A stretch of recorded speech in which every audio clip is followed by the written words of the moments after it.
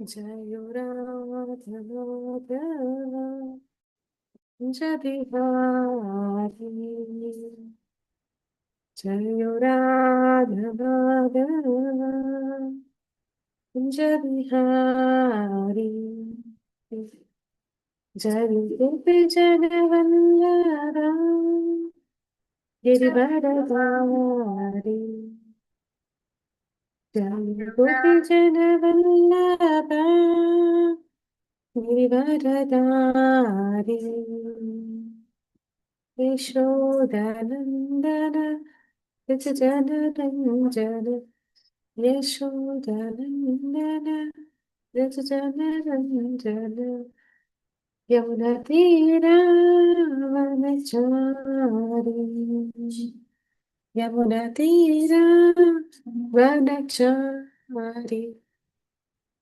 जय राधमाधव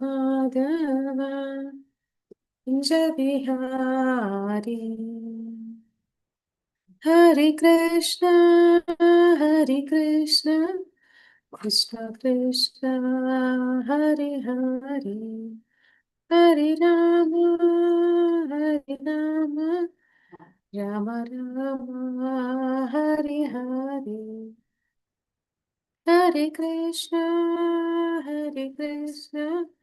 कृष्ण कृष्ण हरे हरे हरे राम राम राम हरे हरे। ओम अज्ञानतिमिरान्धस्य ज्ञानाञ्जनशलाकया चक्षुरुन्मिलितं येन तस्मै श्रीगुरुवे नमः। श्रीचैतन्यमनोभीष्टं स्थापितं येन भूतले स्वयं रूपः कदा मह्यं ददाति स्वपदान्तिकं। वन्देऽहं श्रीगुरुश्रीयुतपदकमलं श्रीगुरु वैष्णवांश्च श्रीरूपं साग्रजातं सहगण रघुनाथान्वितं तं सजीवं साद्वैतं सावधूतं परिजनसहितं कृष्णचैतन्यदेवं श्रीराधाकृष्णपादान् सहगण ललिता श्रीविशाखान्वितांश्च हे कृष्णा करुणा सिन्धु दीनबन्धु जगत्पते गोपीश गोपिका कान्ता राधाकान्ता नमोऽस्तुते।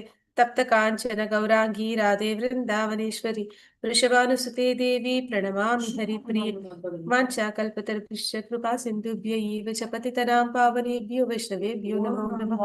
नमो विष्णुपादाय कृष्णप्रेष्ठाय भूतले श्रीमते भक्तिवेदांत स्वामिनिति नामिने नमस्ते सरस्वते देवी गौरवाणी प्रचारिणि निर्विशेष शून्यवादि पाश्चात्यदेशतारिणि जय श्री कृष्ण चैतन्य प्रभु नित्यानंद श्री द्वैत गदाधर श्रीवासादि गौरभक्तवृंद।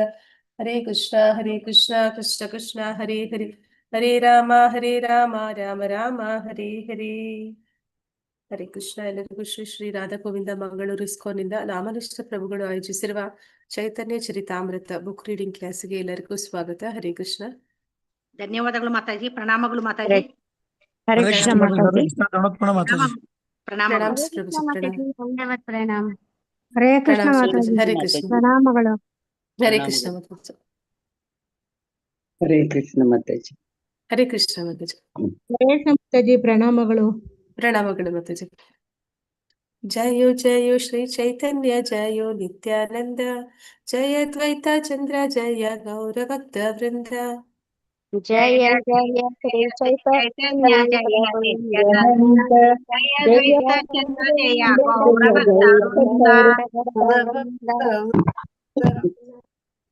ಜಯೋ ಜಯೋ ಶ್ರೀ ಚೈತನ್ಯ ಜಯೋ ನಿತ್ಯಾನಂದ ಜಯ ದ್ವೈತ ಚಂದ್ರ ಜಯ ಗೌರಭಕ್ತ ವೃಂದ. ಜಯ ಜಯ ಶ್ರೀ ಚೈತನ್ಯ ಜಯ ನಿತ್ಯಾನಂದ ಜಯ ದ್ವೈತ ಚಂದ್ರ ಜಯ ಗೌರಭಕ್ತವೃಂದ. ಜಯೋ ಜಯೋ ಶ್ರೀ ಚೈತನ್ಯ ಜಯೋ ನಿತ್ಯಾನಂದ ಜಯ ದ್ವೈತ ಚಂದ್ರ ಜಯ ಗೌರಭಕ್ತ ವೃಂದ. ಜಯ ಜಯ ಶ್ರೀ ಚೈತನ್ಯ ಜಯ ನಿತ್ಯಾನಂದ ಜಯ ದ್ವೈತ ಚಂದ್ರ ಜಯ ಗೌರಭಕ್ತವೃಂದ.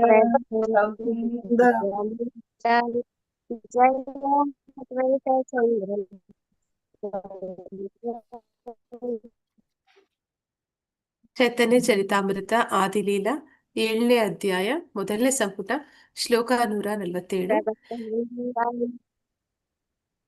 येयी माता सर्वसूत्रेरा व्याख्याना शून्या सकल ಸನ್ಯಾಸಿಕ ಹೇ ವಿನಯ ಕರಿಯ. ರತ್ನ ಮಾತಾಜಿ ಓದಿ. ರತ್ನ ಮಾತಾಜಿ unmute ಮಾಡ್ಕೊಳ್ಳಿ. ಓದ್ಲಾ ಮಾತಾಜಿ? ಓದ್ಲಾ ಮಾತಾಜಿ? ಓದಿ ಮಾತಾಜಿ ಓದಿ. 147 ಅಲ್ಲ ಮಾತಾಜಿ? ಹೌದು ಮಾತಾಜಿ. ಏಯಿ ಮತ ಸರ್ವ ಸೂತ್ರ ವ್ಯಾಖ್ಯಾನ ಶುನಿಯ ಸಕಲ ಸನ್ಯಾಸಿ ಕಹೆ ವಿನಯ ಕರಿಯ.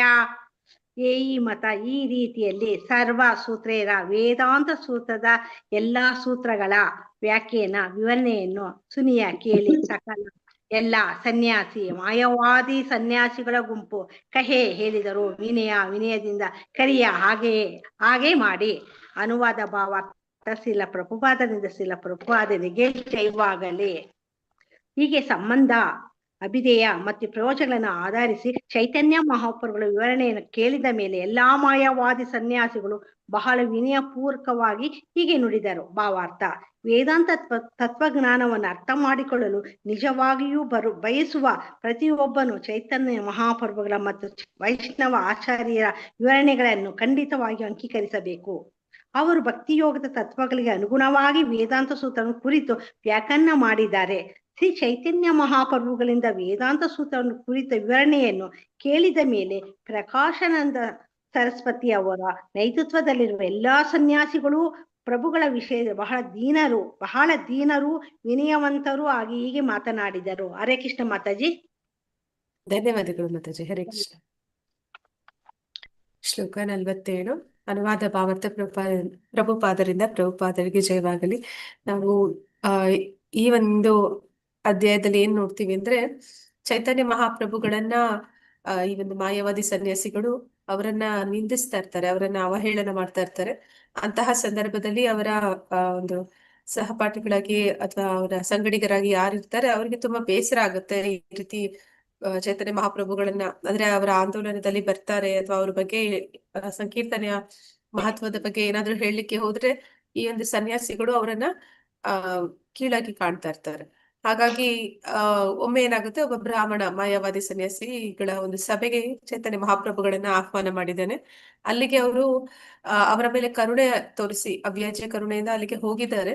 ಹೋದಾಗ ಏನ್ ಮಾಡ್ತಾರೆ ನಾವು ನೋಡ್ತೀವಿ, ಅವರು ಪ್ರಕಾಶಾನಂದ ಸರಸ್ವತಿಗಳ ನೇತೃತ್ವದಲ್ಲಿ ಅಲ್ಲಿ ಒಂದು ಸಭೆ ನಡೀತಾ ಇರುತ್ತೆ. ಆ ಸಂದರ್ಭದಲ್ಲಿ ಅವರು ಎಲ್ಲರೂ ಕೂಡ ಒಂದು ದೇವಸ್ಥಾನಗಳಲ್ಲಿ ಅಥವಾ ಮನೆಗಳಲ್ಲಿ ಹಿಂದಿನ ಕಾಲದಲ್ಲಿ ಕೈ ಕಾಲು ತೊಳೆಯೋದಕ್ಕೆ ಅಂತ ಒಂದು ಸ್ಥಳ ಇರುತ್ತೆ. ಆ ಸ್ಥಳದಲ್ಲಿ ಅವರು ಕೂತ್ಕೋತಾರೆ. ಅವರನ್ನ ಆ ರೀತಿ ಕುತ್ಕೊಂಡಿರೋದನ್ನ ನೋಡಿ ಪ್ರಕಾಶಾನಂದ ಸರಸ್ವತಿ ಅವರು ಹೋಗಿ ಅವ್ರ ಹತ್ರ ಮಾತಾಡಿಸ್ತಾರೆ. ಯಾಕೆ ನಿಮ್ಗೆ ಏನು ಬೇಜಾರಾಗಿದ್ಯಾ, ಯಾಕೆ ಇಲ್ಲಿ ಕೂತಿದ್ದೀರಾ, ಬನ್ನಿ ಒಳಗಡೆಗೆ ಅಂತ. ಆಗ ಅವರು ಹೇಳ್ತಾರೆ, ಅಂದ್ರೆ ನಾನು ಸನ್ಯಾಸಿಗಳಲ್ಲಿ ಕೂಡ ಅಂದ್ರೆ ಭೇದ ಭಾವ ಇದೆ ಅನ್ನೋದನ್ನ ನಾವು ನೋಡ್ತೀವಿ. ಪ್ರಕಾಶಾನಂದ ಸರಸ್ವತಿ ಅನ್ನುವಂಥದ್ದು ಸನ್ಯಾಸಿಗಳಿಗೆ ಕೊಡೋ ಬಿರುದು, ಅದು ಉನ್ನತ ಮಟ್ಟದ ಸನ್ಯಾಸಿಗಳು ಅನ್ನುವಂಥದ್ದು. ಇವರ ಗುರುಗಳು ಕೇಶವ ಭಾರತಿ. ಆ ಭಾರತಿ ಅಂತ ಒಂದು ಏನು ಬಿರುದು ಬರುತ್ತೆ, ಅದು ಆ ಸನ್ಯಾಸಿಗಳಲ್ಲಿ ಕೆಳಮಟ್ಟದ ಒಂದು ಸನ್ಯಾಸಿ ಅಂತ ಹೇಳೋ ಹಾಗೆ ಅಂತವರಿಂದ ದೀಕ್ಷೆ ಪಡೆದಿದ್ದಾರೆ. ಹಾಗಾಗಿ ಇವರು ಹೇಳ್ತಾರೆ, ಅಂದ್ರೆ ನಾವು ನಿಮ್ಗಿಂತ ಉನ್ನತ ಮಟ್ಟದವರಲ್ಲ, ಹಾಗಾಗಿ ಆ ಸ್ಥಳದಲ್ಲಿ ಕೂತ್ಕೋತಾರೆ. ಆದ್ರೆ ಅವರ ಒಂದು ತೇಜಸ್ಸು, ಅವರಿಂದ ಬರ್ತಿರುವಂತಹ ಒಂದು ಪ್ರಭೆ ಏನಿರುತ್ತೆ ಅದನ್ನ ನೋಡಿ ಎಲ್ಲ ಒಂದು ಅಲ್ಲಿದ್ದಂತಹ ಮಾಯಾವಾದಿ ಸನ್ಯಾಸಿಗಳು ಅವರಿಗೆ ಅದು ಭಗವಂತನ ದಿವ್ಯ ಪ್ರಭೆ ಏನಿದೆ ಅದು ಅವರನ್ನು ಆಕರ್ಷಿಸುತ್ತೆ. ಹಾಗಾಗಿ ಅವರು ಚೈತನ್ಯ ಮಹಾಪ್ರಭುಗಳ ಒಂದು ದಿವ್ಯ ಪ್ರಭೆಗೆ ಆಕರ್ಷಿತರಾಗ್ತಾರೆ. ನಂತರ ಅವ್ರನ್ನ ಪ್ರಶ್ನೆ ಮಾಡ್ತಾರೆ, ನೀವು ಸನ್ಯಾಸಿಗಳು ಆದ್ರೆ ಯಾಕೆ ವೇದಾಂತ ಸೂತ್ರಗಳ ಬಗ್ಗೆ ನೀವೇನು ಚರ್ಚೆ ಮಾಡೋದಿಲ್ಲ, ಅದ್ರ ಬಗ್ಗೆ ನೀವ್ ಯಾಕೆ ಹೆಚ್ಚು ಕಾಲ ಅದ್ರಲ್ಲಿ ಕಳೆಯೋದಿಲ್ಲ, ಯಾವಾಗ್ಲೂ ಕೂಡ ಹರಿನಾಮ ಸಂಕೀರ್ತನೆ ಮಾಡ್ತಿರ್ತೀರಿ ಅಂತ ಕೇಳಿದಕ್ಕೆ ಅಂದ್ರೆ ಚೈತನ್ಯ ಮಹಾಪ್ರಭುಗಳು ಹೇಳ್ತಾರೆ, ನಾನು ತುಂಬಾ ಮೂರ್ಖ, ನನಗೆ ಹೆಚ್ಚು ಜ್ಞಾನ ಇಲ್ಲ, ಹಾಗಾಗಿ ನನ್ನ ಗುರುಗಳು ನನಗೆ ಭಗವಂತನ ನಾಮ ಸಂಕೀರ್ತನೆ ಮಾಡು ಸಾಕು ಅಂತ ಹೇಳಿದ್ದಾರೆ. ಹಾಗಾಗಿ ನಾನು ಯಾವಾಗ್ಲೂ ಭಗವಂತನ ನಾಮ ಸಂಕೀರ್ತನೆಯನ್ನಷ್ಟೇ ಮಾಡ್ತೀನಿ ಅಂತ ಹೇಳ್ತಾರೆ. ಆಮೇಲೆ ಅವರು ವೇದಾಂತ ಸೂತ್ರಗಳ ಬಗ್ಗೆ ಸನ್ಯಾಸಿಯಾದವರು ಅದರ ಬಗ್ಗೆ ಅಲ್ಲಿ ಮಾಯಾವಾದಿ ಸನ್ಯಾಸಿಗಳು ಅವ್ರು ಏನ್ ಮಾಡ್ತಾರೆ, ಈ ಸಂಸ್ಕೃತದ ಪದಗಳಿಗೆ ಒಂದು ಪದಕ್ಕೆ ಅನೇಕ ಅರ್ಥಗಳಿರುತ್ತೆ. ಆ ಅರ್ಥಗಳ ಮಾಯಾಜಾಲದಲ್ಲಿ ಅವರು ಅವ್ರಿಗೆ ಇಷ್ಟ ಬಂದ ಹಾಗೆ ಊಹಾಪೋಹ ಮಾಡ್ತಾ ಅಂದ್ರೆ ಅದಕ್ಕೊಂದು ವ್ಯಾಖ್ಯಾನಗಳನ್ನ ಕೊಡ್ತಾ ಹೋಗ್ತಾ ಇರ್ತಾರೆ. ಹೀಗೆ ಅದರಲ್ಲಿಯೇ ಚರ್ಚೆ ಮಾಡುವಂತದ್ದು, ನಾನು ಹೆಚ್ಚು, ನನ್ನ ಜ್ಞಾನ ಹೆಚ್ಚು ಅಂತ ತೋರಿಸ್ಕೊಡೋದು, ಇದ್ರಲ್ಲೇ ಅವರು ಕಾಲ ಕಳೀತಿರ್ತಾರೆ. ಹಾಗಾಗಿ ಅವ್ರು ಕೇಳ್ತಾರೆ, ಸರಿ ಇರ್ಬೋದು, ನೀವ್ ಯಾಕೆ ವೇದಾಂತ ಸೂತ್ರದ ಬಗ್ಗೆ ಮಾತಾಡಬಾರ್ದು ಅಂತ ಅವ್ರನ್ನ ಒತ್ತಾಯ ಮಾಡ್ತಾರೆ. ಆಗ ಅವರು ಈ ಒಂದು ವೇದಾಂತ ಸೂತ್ರದ ಬಗ್ಗೆ ಅದು ಮಾಯಾವಾದಿ ತತ್ವಜ್ಞಾನಕ್ಕೂ, ಅಂದ್ರೆ ಶಂಕರಾಚಾರ್ಯರು ಕೊಟ್ಟಿರುವಂತ ಶಾರೀರಿಕ ಭಾಷ್ಯಕ್ಕೂ ಮತ್ತೆ ವೈಷ್ಣವರ ಒಂದು ತತ್ವ ಅಚಿಂತ್ಯ ವೇದ ತತ್ವದ ಅಡಿಯಲ್ಲಿ ಈ ಒಂದು ವೇದಾಂತ ಸೂತ್ರಗಳಿಗೆ ವ್ಯಾಖ್ಯಾನಗಳನ್ನ ಭಾಗವತದಲ್ಲಿ ಕೊಟ್ಟಿರುವಂತದ್ದು, ಇದೆಲ್ಲವನ್ನು ಕೂಡ ಸವಿಸ್ತಾರವಾಗಿ ವಿವರಣೆಯಾಗಿ ಹೇಳ್ತಾ ಹೋಗ್ತಾರೆ. ಹೇಳ್ತಾ ಹೋದಾಗ ಅಲ್ಲಿ ಕೇಳ್ತಾ ಇದ್ದಂಥವ್ರಿಗೆಲ್ಲ ಹೌದು, ಇವರ ಮಾತಿನಲ್ಲಿ ವಾಸ್ತವ ಸತ್ಯ ಇದೆ ಅಂತ ಹೇಳಿ ಅದನ್ನ ಈಗ ಕೇಳಿದ್ದಾರೆ. ಇಲ್ಲಿವರೆಗೂ ಸಂಬಂಧ ಅಭ್ಯುದಯ ಜ್ಞಾನದ ವಿಚಾರವಾಗಿ, ಅಂದ್ರೆ ನಾವು ನೋಡ್ತೀವಿ ವೇದಾಂತ ಸೂತ್ರದಲ್ಲಿ ಅದನ್ನೇ ಹೆಚ್ಚು ವಿವರವಾಗಿ ತಿಳಿಸಿರುವಂತದ್ದು ಅಂತ. ಅದನ್ನ ಹೇಳಿದ ಮೇಲೆ ಅಲ್ಲಿದ್ದಂತಹ ಚೈತನ್ಯ ಮಹಾಪ್ರಭುಗಳು ಜೊತೆಯಲ್ಲಿದ್ದಂತಹ ಆ ಒಂದು ಪ್ರಕಾಶಾನಂದ ಸರಸ್ವತಿ ಅವರ ಅನುಚರರು ಯಾರಿದ್ರು ಅವರೆಲ್ಲರೂ ಕೂಡ ಮುಂದೆ ಏನಂತ ಹೇಳ್ತಾರೆ ಅನ್ನೋದನ್ನ ನಾವು ನೋಡೋಣ. ಅದನ್ನ ಭಾವಾರ್ಥದಲ್ಲಿ ಪ್ರಭುಪಾದರು ಏನಂತ ಹೇಳ್ತಾ ಇದಾರೆ ಅಂದ್ರೆ, ವೇದಾಂತ ತತ್ವಜ್ಞಾನವನ್ನ ಅರ್ಥ ಮಾಡಿಕೊಳ್ಳಲು ನಿಜವಾಗಿಯೂ ಬಯಸುವ ಪ್ರತಿಯೊಬ್ಬರು ಚೈತನ್ಯ ಮಹಾಪ್ರಭುಗಳ ಮತ್ತು ವೈಷ್ಣವ ಆಚಾರ್ಯರ ವಿವರಣೆಗಳನ್ನು ಖಂಡಿತವಾಗಿಯೂ ಅಂಗೀಕರಿಸಬೇಕು. ಅವರು ಭಕ್ತಿ ಯೋಗದ ತತ್ವಗಳಿಗೆ ಅನುಗುಣವಾಗಿ ವೇದಾಂತ ಸೂತ್ರವನ್ನು ಕುರಿತು ವ್ಯಾಖ್ಯಾನ ಮಾಡಿದ್ದಾರೆ. ಶ್ರೀ ಚೈತನ್ಯ ಮಹಾಪ್ರಭುಗಳಿಂದ ವೇದಾಂತ ಸೂತ್ರವನ್ನು ಕುರಿತ ವಿವರಣೆಯನ್ನು ಕೇಳಿದ ಮೇಲೆ ಪ್ರಕಾಶಾನಂದ ಸರಸ್ವತಿ ಅವರ ನೇತೃತ್ವದಲ್ಲಿ ಇರುವ ಎಲ್ಲ ಸನ್ಯಾಸಿಗಳು ಪ್ರಭುಗಳ ವಿಷಯದಲ್ಲಿ ಬಹಳ ದೀನರು, ವಿನಯವಂತರು ಆಗಿ ಹೀಗೆ ಮಾತನಾಡಿದರು. ಅಂದ್ರೆ ಅದಕ್ಕೆ ಮೊದಲು ಚೈತನ್ಯ ಮಹಾಪ್ರಭುಗಳ ಬಗ್ಗೆ ಅವರು ಹಿಂದೆ ಹೇಗೆ ಮಾತಾಡ್ತಿದ್ರು ಅಂತಂದ್ರೆ, ಅವರ ಚೈತನ್ಯನ ಅಂತ ಹೇಳ್ತಿದ್ರು. ಅವರನ್ನ ಪೂರ್ತಿ ಹೆಸರು ಕೂಡ ಹೇಳ್ತಾ ಇರ್ಲಿಲ್ಲ. ಹಾಗಾಗಿ ಅವ್ರಿಗೆ ಅವರ ಒಂದು ಯಾರು ಅನುಸರಣೆ ಮಾಡ್ತಿದ್ರು ಚೈತನ್ಯ ಮಹಾಪ್ರಭುಗಳನ್ನ, ಅವ್ರಿಗೂ ತುಂಬಾ ಬೇಸರ ಆಗೋದು. ಅಂದ್ರೆ ಶ್ರೀ ಕೃಷ್ಣ ಚೈತನ್ಯ ಅಂತ ಆ ಕೃಷ್ಣ ಅನ್ನೋ ಪದ ಅವ್ರ ಹೆಸರಿನಲ್ಲಿ ಇತ್ತು, ಆದ್ರೂ ಕೂಡ ಅದನ್ನ ಹೇಳ್ತಾ ಇರ್ಲಿಲ್ಲ. ಅವರು ತುಂಬಾ ಅವ್ರನ್ನ ಏನಂತಾರೆ ಅವಮಾನ ಮಾಡೋ ರೀತಿಯಲ್ಲಿ ಅವನ ಚೈತನ್ಯನ ಆ ರೀತಿ ಮಾತಾಡ್ತಿದ್ರು. ಅಂತವ್ರೀಗ ಅವರಿಗೆ ಭಗವಂತ ಅಂದ್ರೆ ಸ್ವತಃ ಚೈತನ್ಯ ಮಹಾಪ್ರಭುಗಳು ಭಗವಂತನೇ ಅನ್ನೋದು ಅರ್ಥ ಆಗ್ತಿದೆ. ಹಾಗಾಗಿ ಅವರಲ್ಲಿ ಆ ದೈನ್ಯತೆ ಅನ್ನುವಂಥದ್ದು, ವಿನಯ ಅನ್ನುವಂಥದ್ದು ಈಗ ಅವರ ಮಾತಿನಲ್ಲಿ ಕಾಣ್ತಿದೆ. ಮುಂದುವರಿಸ್ತಾ ಮುಂದೆ ಏನ್ ಹೇಳ್ತಾರೆ ಅಂತ ನೋಡೋಣ. ಅಂದ್ರೆ ನಾವು ನೋಡಿದ್ವಿ, ಮಾಯಾವಾದಿಗಳ ಒಂದು ಮನಸ್ಥಿತಿಯಲ್ಲಿ ಇದ್ರೆ ಅವರು ಪರಿಪೂರ್ಣತೆಯನ್ನು ಸಾಧಿಸೋದಕ್ಕೆ ಸಾಧ್ಯ ಆಗುದಿಲ್ಲ. ಯಾಕಂದ್ರೆ ಅವರಿಗೆ ಆ ಮಾಯೆಯ ಕೊನೆಯ ಅಸ್ತ್ರ ಒಡೆಯನಾಗ್ಬೇಕು ಅನ್ನುವಂಥದ್ದು, ನಾನೇ ದೇವರಾಗ್ಬೇಕು ಅನ್ನುವಂಥದ್ದು, ಅಂತಹ ಒಂದು ಮನಸ್ಥಿತಿಯಲ್ಲಿ ಅವರು ಮುಂದುವರಿದ್ರೆ ಅದು ಅವರನ್ನ ಪರಿಪೂರ್ಣತೆಯ ಕಡೆಗೆ ಕರ್ಕೊಂಡು ಹೋಗೋದಿಲ್ಲ ಅನ್ನೋದನ್ನ ನೋಡಿದ್ವಿ. ಈಗ ಪರಿಪೂರ್ಣತೆ ಕಡೆಗೆ ಹೋಗ್ಬೇಕು ಅಂದ್ರೆ ವೈಷ್ಣವ ತತ್ವಗಳನ್ನ ಅನುಸರಣೆ ಮಾಡ್ಬೇಕು ಅನ್ನೋದನ್ನು ಕೂಡ ತಿಳ್ಕೊಂಡ್ವಿ. ಈಗ ಅದನ್ನು ಚೈತನ್ಯ ಮಹಾಪ್ರಭುಗಳು ವಿವರಿಸಿ ಹೇಳಿದ್ದಾರೆ. ಮುಂದುವರಿಸ್ತಾ ಶ್ಲೋಕ 148. ವೇದಮಾಯ ಮೂರ್ತಿ ತುಮಿ ಸಾಕ್ಷಾತ್ ನಾರಾಯಣ, ಕ್ಷಮ ಅಪರಾಧ ಪೂರ್ವೆ ಯೇ ಕೈಲು ನಿಂದನ. ಹರೇ ಕೃಷ್ಣ. ಪ್ರಭಾವತಿ ಮಾತಾಜಿ, ಪ್ರಭಾವತಿ ಮಾತಾಜಿ. ಓದ್ತೀನಿ ಮಾತಾಜಿ, ಓದ್ತೀನಿ. ವೇದಮಯ ಮೂರ್ತಿ ತುಮಿ ಸಾಕ್ಷಾತ್ ನಾರಾಯಣ, ಕ್ಷಮ ಅಪರಾಧ ಪೂರ್ವೆಯೇ ಕೈಲು ನಿಂದನ. ವೇದಮಯ ವೈದಿಕ ಜ್ಞಾನದ ರೂಪಾಂತರ, ಮೂರ್ತಿ ರೂಪ ತುಮಿ ನೀವು, ಸಾಕ್ಷಾತ್ ಪ್ರತ್ಯಕ್ಷ ನಾರಾಯಣ ದೇವೋತ್ತಮ ಪರಮ ಪುರುಷರು, ಕ್ಷಮ ಕ್ಷಮಿಸಿ, ಅಪರಾಧವನ್ನು, ಪೂರ್ವೆ ಹಿಂದೆಯೇ, ಅದು ಕೈಲು ನಾವು ಮಾಡಿದ್ದೇವೆ, ನಿಂದನೆಯನ್ನು. ಅನುವಾದ ಭಾವಾರ್ಥ ಶ್ರೀಲ ಪ್ರಭುಪಾದರಿಂದ ಪ್ರಭುಪಾದರಿಗೆ ಜಯವಾಗಲಿ. ಪ್ರಿಯ ಸ್ವಾಮಿ, ನೀವು ವೈದಿಕ ಜ್ಞಾನದ ಸಾಕಾರ ರೂಪ, ನೀವು ಪ್ರತ್ಯಕ್ಷ ನಾರಾಯಣನೇ ಆಗಿದ್ದೀರಿ. ನಿಮ್ಮನ್ನು ನಿಂದನೆ ಮಾಡಿ ಈ ಹಿಂದೆ ನಾವು ಎಸಗಿದ ಅಪರಾಧಗಳನ್ನು ದಯವಿಟ್ಟು ಕ್ಷಮಿಸಿ. ಭಾವಾರ್ಥ: ಭಕ್ತಿ ಯೋಗದ ಸಂಪೂರ್ಣ ಮಾರ್ಗವು ದೀನನಾಗುವ ಮತ್ತು ಶರಣಾಗತನಾಗುವ ಪ್ರಕ್ರಿಯೆಯನ್ನು ಆಧರಿಸಿದೆ. ಚೈತನ್ಯ ಮಹಾಪ್ರಭುಗಳ ಅನುಗ್ರಹದಿಂದ ವೇದಾಂತ ಸೂತ್ರದ ವಿವರಣೆಯನ್ನು ಕೇಳಿದ ಮೇಲೆ ಎಲ್ಲ ಮಾಯಾವಾದಿ ಸನ್ಯಾಸಿಗಳು ಬಹಳ ದೀನರು, ವಿನಯವಂತರು ಆದರು. ಪ್ರಭುಗಳು ಕೇವಲ ಸಂಕೀರ್ತನೆ ಮಾಡುತ್ತಾ ನರ್ತಿಸುತ್ತಾರೆಂದು, ವೇದಾಂತ ಸೂತ್ರದ ಅಧ್ಯಯನದಲ್ಲಿ ಪಾಲ್ಗೊಳ್ಳುವುದಿಲ್ಲವೆಂದು ನಿಂದಿಸಿ ಅಪರಾಧ ಮಾಡಿದ್ದಕ್ಕೆ ತಮ್ಮನ್ನು ಕ್ಷಮಿಸಬೇಕೆಂದು ಬೇಡಿಕೊಂಡರು. ನಾವು ಕೇವಲ ಚೈತನ್ಯ ಮಹಾಪ್ರಭುಗಳ ಹೆಜ್ಜೆ ಗುರುತುಗಳನ್ನು ಅನುಸರಿಸುವ ಮೂಲಕ ಕೃಷ್ಣ ಪ್ರಜ್ಞಾ ಆಂದೋಲನವನ್ನು ಪ್ರಚಾರ ಮಾಡುತ್ತಿದ್ದೇವೆ.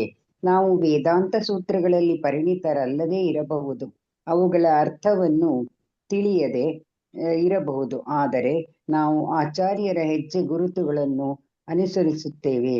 ನಾವು ಕಟ್ಟುನಿಟ್ಟಾಗಿ ಮತ್ತು ವಿನಯಪೂರ್ವಕವಾಗಿ ಚೈತನ್ಯ ಮಹಾಪ್ರಭುಗಳ ಹೆಜ್ಜೆ ಗುರುತುಗಳನ್ನು ಅನುಸರಿಸುವುದರಿಂದ ವೇದಾಂತ ಸೂತ್ರವನ್ನು ಕುರಿತಂತೆ ಪ್ರತಿಯೊಂದು ನಮಗೆ ಗೊತ್ತೆಂದು ಅರ್ಥ ಮಾಡಿಕೊಳ್ಳಬೇಕು.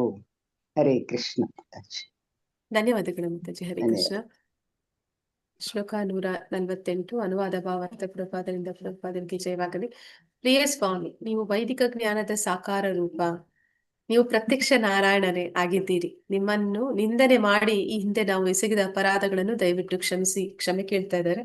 ಅಂದ್ರೆ ಅವ್ರು ಅನ್ಕೊಂಡಿದ್ರು ಚೈತನ್ಯ ಮಹಾಪ್ರಭುಗಳಂದ್ರೆ ಏನೋ ಒಂಥರ ಅವರು ತುಂಬಾ ಅತಿ ಭಾವುಕ ವ್ಯಕ್ತಿ. ಅವ್ರಿಷ್ಟ ಯಾವಾಗ್ಲೂ ಕೂಡ ಭಗವಂತನ ನಾಮಸ್ಮರಣೆ ಅಷ್ಟೇ ಅವ್ರಿಗೆ ರುಚಿ ಇರುವಂತದ್ದು. ಅವ್ರಿಗೆ ಏನೇನು ಜ್ಞಾನ ಅನ್ನುವಂಥದ್ದೇ ಇಲ್ಲ ಅಂತ ತಿಳ್ಕೊಂಡಿದ್ರು. ಮಾಯಾವಾದಿಗಳು ಯಾವಾಗ್ಲೂ ಆ ರೀತಿನೇ ಯೋಚನೆ ಮಾಡ್ತಾರೆ. ಅಂದ್ರೆ ಅವ್ರಿಗೆ ಸಂಸ್ಕೃತ ವೇದ ಪಾಠಗಳು ಅಂದ್ರೆ ಅದಕ್ಕೆ ಹೆಚ್ಚಿನ ಮಹತ್ವ ಕೊಡ್ತಾರೆ. ಮತ್ತೆ ಅದನ್ನ ಹೊರತುಪಡಿಸಿ ಉಳಿದೆಲ್ಲವೂ ಕೂಡ ಅಂದ್ರೆ ಭಕ್ತಿ ಯೋಗ ಅನ್ನುವಂಥದ್ದು ಕೂಡ ಅವರು ಆ ಒಂದು ಏನಂತ ಹೇಳ್ತಾರೆ, ಭಕ್ತಿ ಸೇವೆ ಅನ್ನುವಂಥದ್ದನ್ನು ಕೂಡ ಅವರು ಅದರ ಒಂದು ಭಾಗ ಅಷ್ಟೇ ಅಂತ ತಿಳಿತಾರೆ ಹೊರತು ಅದೇ ಪರಿಪೂರ್ಣತೆ ಅನ್ನುವಂಥದ್ದನ್ನ ಅವರು ಅರ್ಥ ಮಾಡ್ಕೊಂಡಿರೋದಿಲ್ಲ. ಹಾಗಾಗಿ ಇಲ್ಲಿ ಈಗ ಗೊತ್ತಾಗ್ತಾ ಇದೆ ಅವ್ರಿಗೆ ವೈದಿಕ ಜ್ಞಾನದ ನಿಜವಾದ ಸಾಕಾರ ರೂಪ ನೀವು. ಸಾಕಾರ ರೂಪ ಅಷ್ಟೇ ಅಲ್ಲ, ನೀನು ಸ್ವತಃ ಪ್ರತ್ಯಕ್ಷ ನಾರಾಯಣನೇ ಆಗಿದ್ದೀಯಾ ಅಂತ ಹೇಳಿ ಅವರು ನೋಡ್ತಾ ಇದ್ದಾರೆ, ತಿಳಿತಾ ಇದ್ದಾರೆ, ಮತ್ತೆ ಅದನ್ನ ಅನುಭವಿಸ್ತಾ ಇದ್ದಾರೆ. ಹೀಗೆ ನಿಮ್ಮನ್ನ ನಿಂದೆ ಮಾಡಿದೀವಿ ಅಂದ್ರೆ ನಿಮ್ಮನ್ನ ನಾವು ಯಾವಾಗ್ಲೂ ಕೂಡ ಹೀಯಾಳಿಸಿ ಮಾತಾಡಿದೀವಿ. ನೀವು ಯಾವಾಗ್ಲೂ ಕೂಡ ಭಾವುಕರು, ಹುಚ್ಚರ ಹಾಗೆ ಕುಡಿತಾ ಹಾಡ್ತಾ ಹೋಗ್ತಾ ಇರ್ತೀರಿ ದಾರಿಗಳಲ್ಲಿ ಹೊರತು ನೀವ್ ಯಾರಿಗೂ ಯಾವುದೇ ಜ್ಞಾನವನ್ನ ಕೊಡೋದಿಲ್ಲ. ಮತ್ತೆ ನಿಮ್ಮ ಹತ್ರ ಜ್ಞಾನನೇ ಇಲ್ಲ ಅಂತ ಅನ್ನೋ ರೀತಿಯಲ್ಲಿ ಅವರು ಹಿಂದೆ ಮಾತಾಡಿರ್ತಾರೆ. ಹಾಗಾಗಿ ಇಲ್ಲಿ ಅದಕ್ಕಾಗಿ ಕ್ಷಮೆಯನ್ನ ಯಾಚಿಸ್ತಾ ಇದ್ದಾರೆ. ಇದನ್ನ ಇಲ್ಲಿ ಏನಂತ ಹೇಳ್ತಾ ಇದ್ದಾರೆ ಪ್ರಭುಪಾದರು ಅಂದ್ರೆ, ಭಕ್ತಿ ಯೋಗದ ಸಂಪೂರ್ಣ ಮಾರ್ಗ, ಅದು ಭಕ್ತಿ ಯೋಗ ಅನ್ನುವಂಥದ್ದು ಪ್ರಾರಂಭ ಆಗುವಂಥದ್ದೇ ಅಲ್ಲಿಂದ. ಅಂದ್ರೆ ತೃಣಾದಪಿ ಸುನೀಚೇನ ತರೋರಪಿ ಸಹಿಷ್ಣುನ ಅಂತ. ಹಾಗೆ ದೀನನಾಗ್ತಾ ಇದ್ದಾರೆ, ಶರಣಾಗತರಾಗ್ತಾ ಇದ್ದಾರೆ. ಈ ಪ್ರಕ್ರಿಯೆಯಿಂದನೇ ಅದು ಭಕ್ತಿ ಯೋಗ ಅನ್ನುವಂಥದ್ದು ಪ್ರಾರಂಭ ಆಗುತ್ತೆ. ಹಾಗಾಗಿ ಇಲ್ಲಿ ಚೈತನ್ಯ ಮಹಾಪ್ರಭುಗಳ ಅನುಗ್ರಹ, ವ್ಯಾಜ್ಯ ಕರುಣೆ ಅವರ ಮೇಲೆ. ಹಾಗಾಗಿ ಇಲ್ಲಿ ವೇದಾಂತ ಸೂತ್ರದ ವಿವರಣೆಯನ್ನು ಕೇಳಿದ ಮೇಲೆ ಎಲ್ಲಾ ಮಾಯಾವಾದಿ ಸನ್ಯಾಸಿಗಳು ಬಹಳ ದೀನರು, ವಿನಯವಂತರು ಆಗ್ತಾ ಇದ್ದಾರೆ. ಪ್ರಭುಗಳು ಕೇವಲ ಸಂಕೀರ್ತನೆ ಮಾಡುತ್ತಾ ನರ್ತಿಸುತ್ತಾರೆ, ವೇದಾಂತ ಸೂತ್ರದ ಅಧ್ಯಯನದಲ್ಲಿ ಪಾಲ್ಗೊಳ್ಳುವುದಿಲ್ಲ, ಹೀಗೆಲ್ಲ ಹೇಳಿ ಅವರು ಅವರನ್ನ ನಿಂದಿಸಿದ್ರು. ಅವರ ಒಂದು ಏನಂತ ಹೇಳ್ತಾರೆ, ಪಾದಗಳಿಗೆ ಅಪರಾಧವನ್ನ ಮಾಡಿದ್ರು. ಹಾಗಾಗಿ ಇಲ್ಲಿ ಕ್ಷಮೆಯನ್ನ ಬೇಡ್ಕೊತಾ ಇದ್ದಾರೆ. ನಾವು ಕೇವಲ ಚೈತನ್ಯ ಮಹಾಪ್ರಭುಗಳ ಹೆಜ್ಜೆ ಗುರುತುಗಳನ್ನ ಅಂದ್ರೆ ನಾವೇನ್ ಮಾಡ್ತಾ ಇದೀವಿ ಅಂತಂದ್ರೆ, ನಾವು ಕೂಡ ಹಾಗೇನೆ ಅಂದ್ರೆ ನಮ್ಗೆ ಈ ವೇದಾಂತ ಸೂತ್ರಗಳ ಹೆಚ್ಚು ಜ್ಞಾನ ಇಲ್ಲ. ನಾವೆಲ್ಲರೂ ಇಲ್ಲಿ ಯಾರೆಲ್ಲ ಕ್ಲಾಸಲ್ಲಿ ಓದ್ತಾ ಇದೀವಿ, ಅಲ್ಲಿ ಆ ವೇದಾಂತ ಸೂತ್ರಗಳ ಬಗ್ಗೆ, ಉಪನಿಷತ್ತುಗಳ ಬಗ್ಗೆ ಏನಾದ್ರೂ ಒಂದು ವಿಚಾರ ಬಂದ್ರೆ ನಿಮ್ಗೆ ಹೇಗೆ ಸುಲಭ ಅನ್ಸುತ್ತಾ ಗೊತ್ತಿಲ್ಲ, ನನಗೆ ಅಂದ್ರೆ ತುಂಬಾನೇ ಕಷ್ಟ ಅನ್ಸುತ್ತೆ. ನನ್ಗೆ ಇದು ಹೊಸತು ಅನ್ಸುತ್ತೆ. ಅರ್ಥ ಆಗ್ತಾ ಇದೆಯೋ ಇಲ್ವೋ, ಕರೆಕ್ಟ್ ಆಗಿ ಅರ್ಥ ಮಾಡ್ಕೋತಾ ಇದೀನೋ ಇಲ್ವೋ ಅಂತೆಲ್ಲ ಅನುಮಾನ ಬರ್ತಾ ಇರುತ್ತೆ. ಹಾಗೆ ಇಲ್ಲಿ ಪ್ರಭುಪಾದರು ಹೇಳ್ತಾ ಇದ್ದಾರೆ, ನಾವು ಕೇವಲ ಚೈತನ್ಯ ಮಹಾಪ್ರಭುಗಳ ಹೆಜ್ಜೆ ಗುರುತುಗಳನ್ನು ಅನುಸರಿಸುವ ಮೂಲಕ ಕೃಷ್ಣ ಪ್ರಜ್ಞೆ ಆಂದೋಲನವನ್ನ ಪ್ರಚಾರ ಮಾಡುತ್ತಿದ್ದೇವೆ. ಅಂದ್ರೆ ನಾವು ಹಾಗೆ ಚೈತನ್ಯ ಮಹಾಪ್ರಭುಗಳ ಹಾಗೇನೆ ಹೆಚ್ಚು ವೇದಾಂತ ಸೂತ್ರಗಳ ಬಗ್ಗೆ ತಲೆ ಕೆಡಿಸ್ಕೊಳಕ್ ಹೋಗ್ತಿಲ್ಲ. ನೇರವಾಗಿ ನಾವು ಅವರ ಒಂದು ಸಂಕೀರ್ತನೆ, ಕೃಷ್ಣ ಪ್ರಜ್ಞೆ ಆಂದೋಲನ ಅದೇನಿದೆ ಅದನ್ನ ಅನುಸರಿಸ್ತಾ ಇದೀವಿ. ನಾವು ವೇದಾಂತ ಸೂತ್ರಗಳಲ್ಲಿ ಪರಿಣಿತರಲ್ಲದೇ ಇರಬಹುದು, ವಾಸ್ತವದಲ್ಲಿ ನಾವು ಯಾರು ಪರಿಣಿತರಲ್ಲವೇ ಅಲ್ಲ. ಅವುಗಳ ಅರ್ಥವನ್ನು ತಿಳಿಯದೇ ಇರಬಹುದು, ನಮ್ಗೆ ಅದರ ಅರ್ಥ ಪೂರ್ತಿಯಾಗಿ ಏನು ಗೊತ್ತಿಲ್ಲ, ಗಂಧ ಗಾಳಿ ನನಗಂತೂ ನಿಜ ಗೊತ್ತಿಲ್ಲ. ಆದ್ರೆ ನಾವು ಆಚಾರ್ಯರ ಹೆಜ್ಜೆ ಗುರುತುಗಳನ್ನ ಅನುಸರಿಸುತ್ತೇವೆ. ನಾವು ಕಟ್ಟುನಿಟ್ಟಾಗಿ ಮತ್ತು ವಿನಯಪೂರ್ವಕವಾಗಿ ಚೈತನ್ಯ ಮಹಾಪ್ರಭುಗಳ ಹೆಜ್ಜೆ ಗುರುತುಗಳನ್ನು ಅನುಸರಿಸುವುದರಿಂದ ವೇದಾಂತ ಸೂತ್ರವನ್ನ ಕುರಿತು ಪ್ರತಿಯೊಂದು ನಮಗೆ ಗೊತ್ತೆಂದು ಅರ್ಥ ಮಾಡಿಕೊಳ್ಳಬೇಕು. ಅಂದ್ರೆ ಅವರ ಒಂದು ಅವ್ಯಾಜ್ಯ ಕರುಣೆ ಮತ್ತೆ ಅವರ ಒಂದು ಆಶೀರ್ವಾದ, ಚೈತನ್ಯ ಮಹಾಪ್ರಭುಗಳ ಮತ್ತೆ ಪ್ರಭುಪಾದರ ಏನು ಒಂದು ಅವರನ್ನ ಅನುಸರಿಸಿ ಕೃಷ್ಣ ಪ್ರಜ್ಞೆಯಲ್ಲಿ ನಾವು ಮುಂದುವರೆದ್ರೆ ಸಾಕು. ಅವರ ಒಂದು ಕೃಪೆಯಿಂದ ಯಾವ್ದೆಲ್ಲ ನಮ್ಗೆ ಅರ್ಥ ಆಗೋದೇ ಇಲ್ವೋ ಅಂಥದ್ದು ಕೂಡ ಅರ್ಥ ಆಗೋದಕ್ಕೆ ಪ್ರಾರಂಭ ಆಗುತ್ತೆ. ಯಾಕೆ ಅಂತಂದ್ರೆ ನಮ್ದು ಆರಂಭ ಅನ್ನುವಂಥದ್ದು ಸರಿಯಾದ ದಿಕ್ಕಿನಲ್ಲಿ ಹೋಗ್ತಾ ಇದೆ. ನಾವು ನೋಡಿದ್ವಿ ಮಾಯಾವಾದಿಗಳು, ಅವ್ರಿಗೆ ಎಷ್ಟೇ ಸಂಸ್ಕೃತ ಜ್ಞಾನ ಇದ್ರು, ಎಷ್ಟೇ ಅವರು ಸಮಯ ವೇದಗಳ ಅಧ್ಯಯನ ಮಾಡಿದ್ರು, ವಿದ್ವಾಂಸರಾಗಿದ್ರು, ಅದರಲ್ಲಿ ಪಾಂಡಿತ್ಯವನ್ನು ಪಡೆದಿದ್ರು ಕೂಡ ಅವರ ಒಂದು ಏನಂತ ಹೇಳ್ತಾರೆ, ಮಾರ್ಗದರ್ಶನ ಎಲ್ಲಿ ಆರಂಭಿಸ್ತಾ ಇದ್ದಾರೆ ಅಲ್ಲಿ ಒಡೆಯಾನ ಭಾವನೆ ಇಟ್ಕೊಂಡೇ ಮಾಡ್ತಾ ಇರೋದ್ರಿಂದ ಅವ್ರಿಗೆ ಅದರ ಬಗ್ಗೆ ಎಷ್ಟೇ ಅವರು ಪ್ರಯತ್ನ ಪಟ್ಟರು ಕೂಡ ಅದು ಬರೀ ಕಾಲಹರಣ ಅಷ್ಟೇ ಆಗ್ತಿದೆ ಹೊರತು ಅವ್ರಿಗೆ ಅದರಿಂದ ಯಾವುದೇ ಫಲಿತಾಂಶ ಸಿಗ್ತಾ ಇಲ್ಲ ಅನ್ನೋದನ್ನ ನೋಡಿದ್ವಿ. ಆದ್ರೆ ಯಾರು ವೈಷ್ಣವರು ಇರ್ತಾರೆ, ಅವರು ಗುರುಗಳನ್ನ ಅನುಸರಣೆ ಮಾಡುತ್ತಾ ಅವರ ಒಂದು ಮಾರ್ಗದರ್ಶನದಲ್ಲಿ ಅವರು ಹೇಳ್ಕೊಟ್ಟದನ್ನ ತಿಳ್ಕೊಂತ ಸರಿಯಾದ ಹೆಜ್ಜೆ, ಮೊದಲ ಹೆಜ್ಜೆ ಸರಿಯಾದಿದ್ರೆ ಮುಂದುವರಿಸ್ತಾ ಹೋಗ್ತಾ ಇದ್ದ ಹಾಗೆ ನಮ್ಗೆ ಏನೆಲ್ಲ ಜ್ಞಾನ ಬೇಕು, ಏನೆಲ್ಲ ಅದಕ್ಕೆ ಅವಶ್ಯಕತೆಗಳು ಬೇಕು, ಅದೆಲ್ಲವನ್ನು ಕೂಡ ನಮ್ಮ ಗುರುಗಳು ಒದಗಿಸ್ತಾರೆ, ಅಂದ್ರೆ ಅವರು ನಮ್ಗೆ ನೀಡ್ತಾರೆ. ಹಾಗೆ ಇಲ್ಲಿ ಹೇಳ್ತಾ ಇದ್ದಾರೆ, ನಮ್ಗೆ ವಾಸ್ತವದಲ್ಲಿ ನಾವು ವೇದಾಧ್ಯಯನ ಮಾಡೋದಿಲ್ಲ, ಸಂಸ್ಕೃತ ತಿಳಿದವರಲ್ಲ, ಆದ್ರೂ ಕೂಡ ನಮ್ಗೆ ಅದರ ಒಳ ಅರ್ಥ, ನಿಜವಾದ ಅದರ ಸಾರ ಏನಿದೆ ಅದು ನಮ್ಗೆ ತಿಳಿತಾ ಹೋಗ್ತೀವಿ. ಅವರ ಒಂದು ಕೃಪೆಯಿಂದ, ಅವರ ಒಂದು ಆಶೀರ್ವಾದದಿಂದ ಅದನ್ನ ನಾವು ತಿಳ್ಕೊತಾ ಹೋಗ್ತೀವಿ. ಅದನ್ನ ಇಲ್ಲಿ ಹೇಳ್ತಾ ಇದ್ದಾರೆ. ಹಾಗೆ ವೇದಾಂತ ಸೂತ್ರವನ್ನು ಕುರಿತಂತೆ ಪ್ರತಿಯೊಂದು ನಮಗೆ ಗೊತ್ತೆಂದು ಅರ್ಥ ಮಾಡಿಕೊಳ್ಳಬೇಕು ಅಂತ ಇದ್ದಾರೆ. ಅಂದ್ರೆ ಅದರ ಸಾರ, ಅದರ ಗುರಿ, ಅದರ ಒಂದು ಪ್ರಯೋಜನ, ಒಂದು ಸಾಕ್ಷಾತ್ಕಾರ, ಪರಿಪೂರ್ಣತೆ ಅನ್ನುವಂಥದ್ದು ಏನಿದೆ ಅದು ನಮ್ಗೆ ಗೊತ್ತಾದ್ಮೇಲೆ ಉಳಿದದ್ದೆಲ್ಲವೂ ಕೂಡ ಅದಕ್ಕಾಗಿ ನಾವು ಹೆಚ್ಚು ಶ್ರಮ ಪಡಬೇಕು ಅಥವಾ ಅದಕ್ಕಾಗಿ ನಾವು ಹೆಚ್ಚು ಸಮಯ ಕೊಡಬೇಕು ಅಂತ ಕಾಲಹರಣ ಅದರಲ್ಲಿ ಮಾಡ್ಬೇಕು ಅಂತ ಏನಿಲ್ಲ. ನಾವು ಗುರಿ ಸರಿ ಇತ್ತು ಅಂತಂದ್ರೆ ಮತ್ತೆ ಬಂದಂತ ಏನಂತ ಹೇಳ್ತಾರೆ ಅಂತಂದ್ರೆ ಅಂತ್ ಬಲಾತು ಸತ್ಫಲ ಅಂತ ಹೇಳ್ತಾರೆ.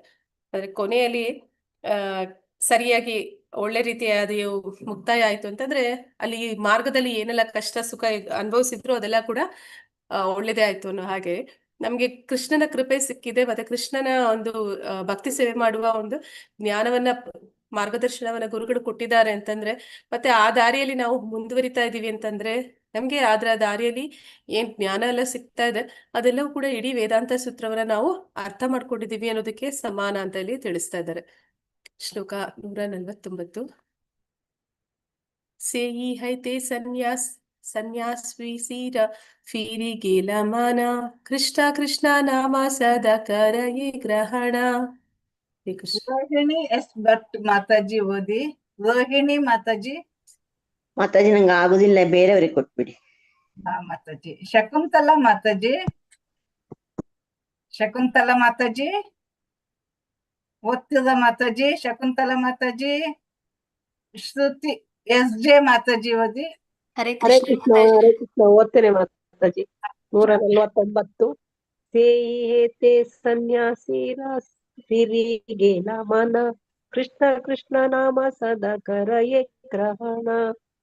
ಸೇಯಿ ಹೈತೆ ಆ ಸಮಯದ ಅನಂತರ ಸನ್ಯಾಸಿರ ಎಲ್ಲಾ ಮಾಯವಾದಿ ಸನ್ಯಾಸಿಗಳು ಸಿರಿ ತಿರುಗಿತು, ಗೇಲ ಆಯಿತು, ಮನಸ್ಸು ಕೃಷ್ಣ ಕೃಷ್ಣ ದೇವೋತ್ತಮ ಪರಮಪುರುಷ ಕೃಷ್ಣನ ಪವಿತ್ರ ನಾಮ ಹೆಸರು, ಸದಾ ಯಾವಾಗಲೂ, ಕರಯೇ ಮಾಡುವುದು, ಗ್ರಹಣ ಅಂಗೀಕಾರ.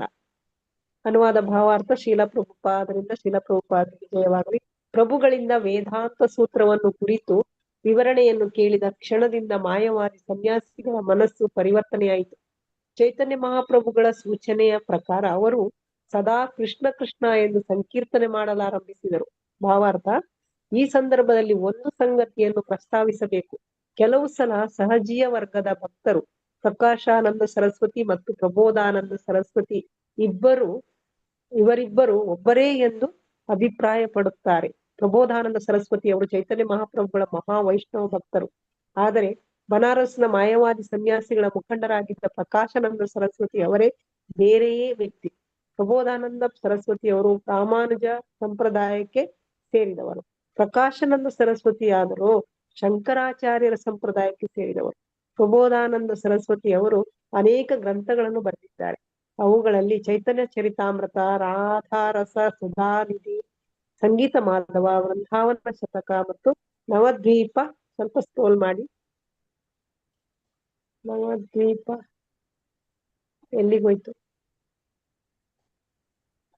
ಎಲ್ಲಿಗೋಯ್ತು ಮಾತಾಡಿ.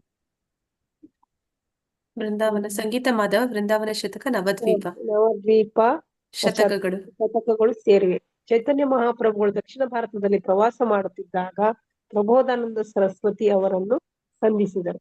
ಅವರಿಗೆ ಇಬ್ಬರು ಸೋದರರು, ವೆಂಕಟ ಭಟ್ಟ ಮತ್ತು ತಿರುಮಲಯ ಭಟ್ಟ. ಇವರಿಬ್ಬರು ರಾಮಾನುಜ ಸಂಪ್ರದಾಯಕ್ಕೆ ಸೇರಿದ ವೈಷ್ಣವರು. ಗೋಪಾಲ ಭಟ್ಟ ಗೋಸ್ವಾಮಿಗಳು ಪ್ರಬೋಧಾನಂದ ಸರಸ್ವತಿ ಅವರ ಅಣ್ಣನ ಮಗ.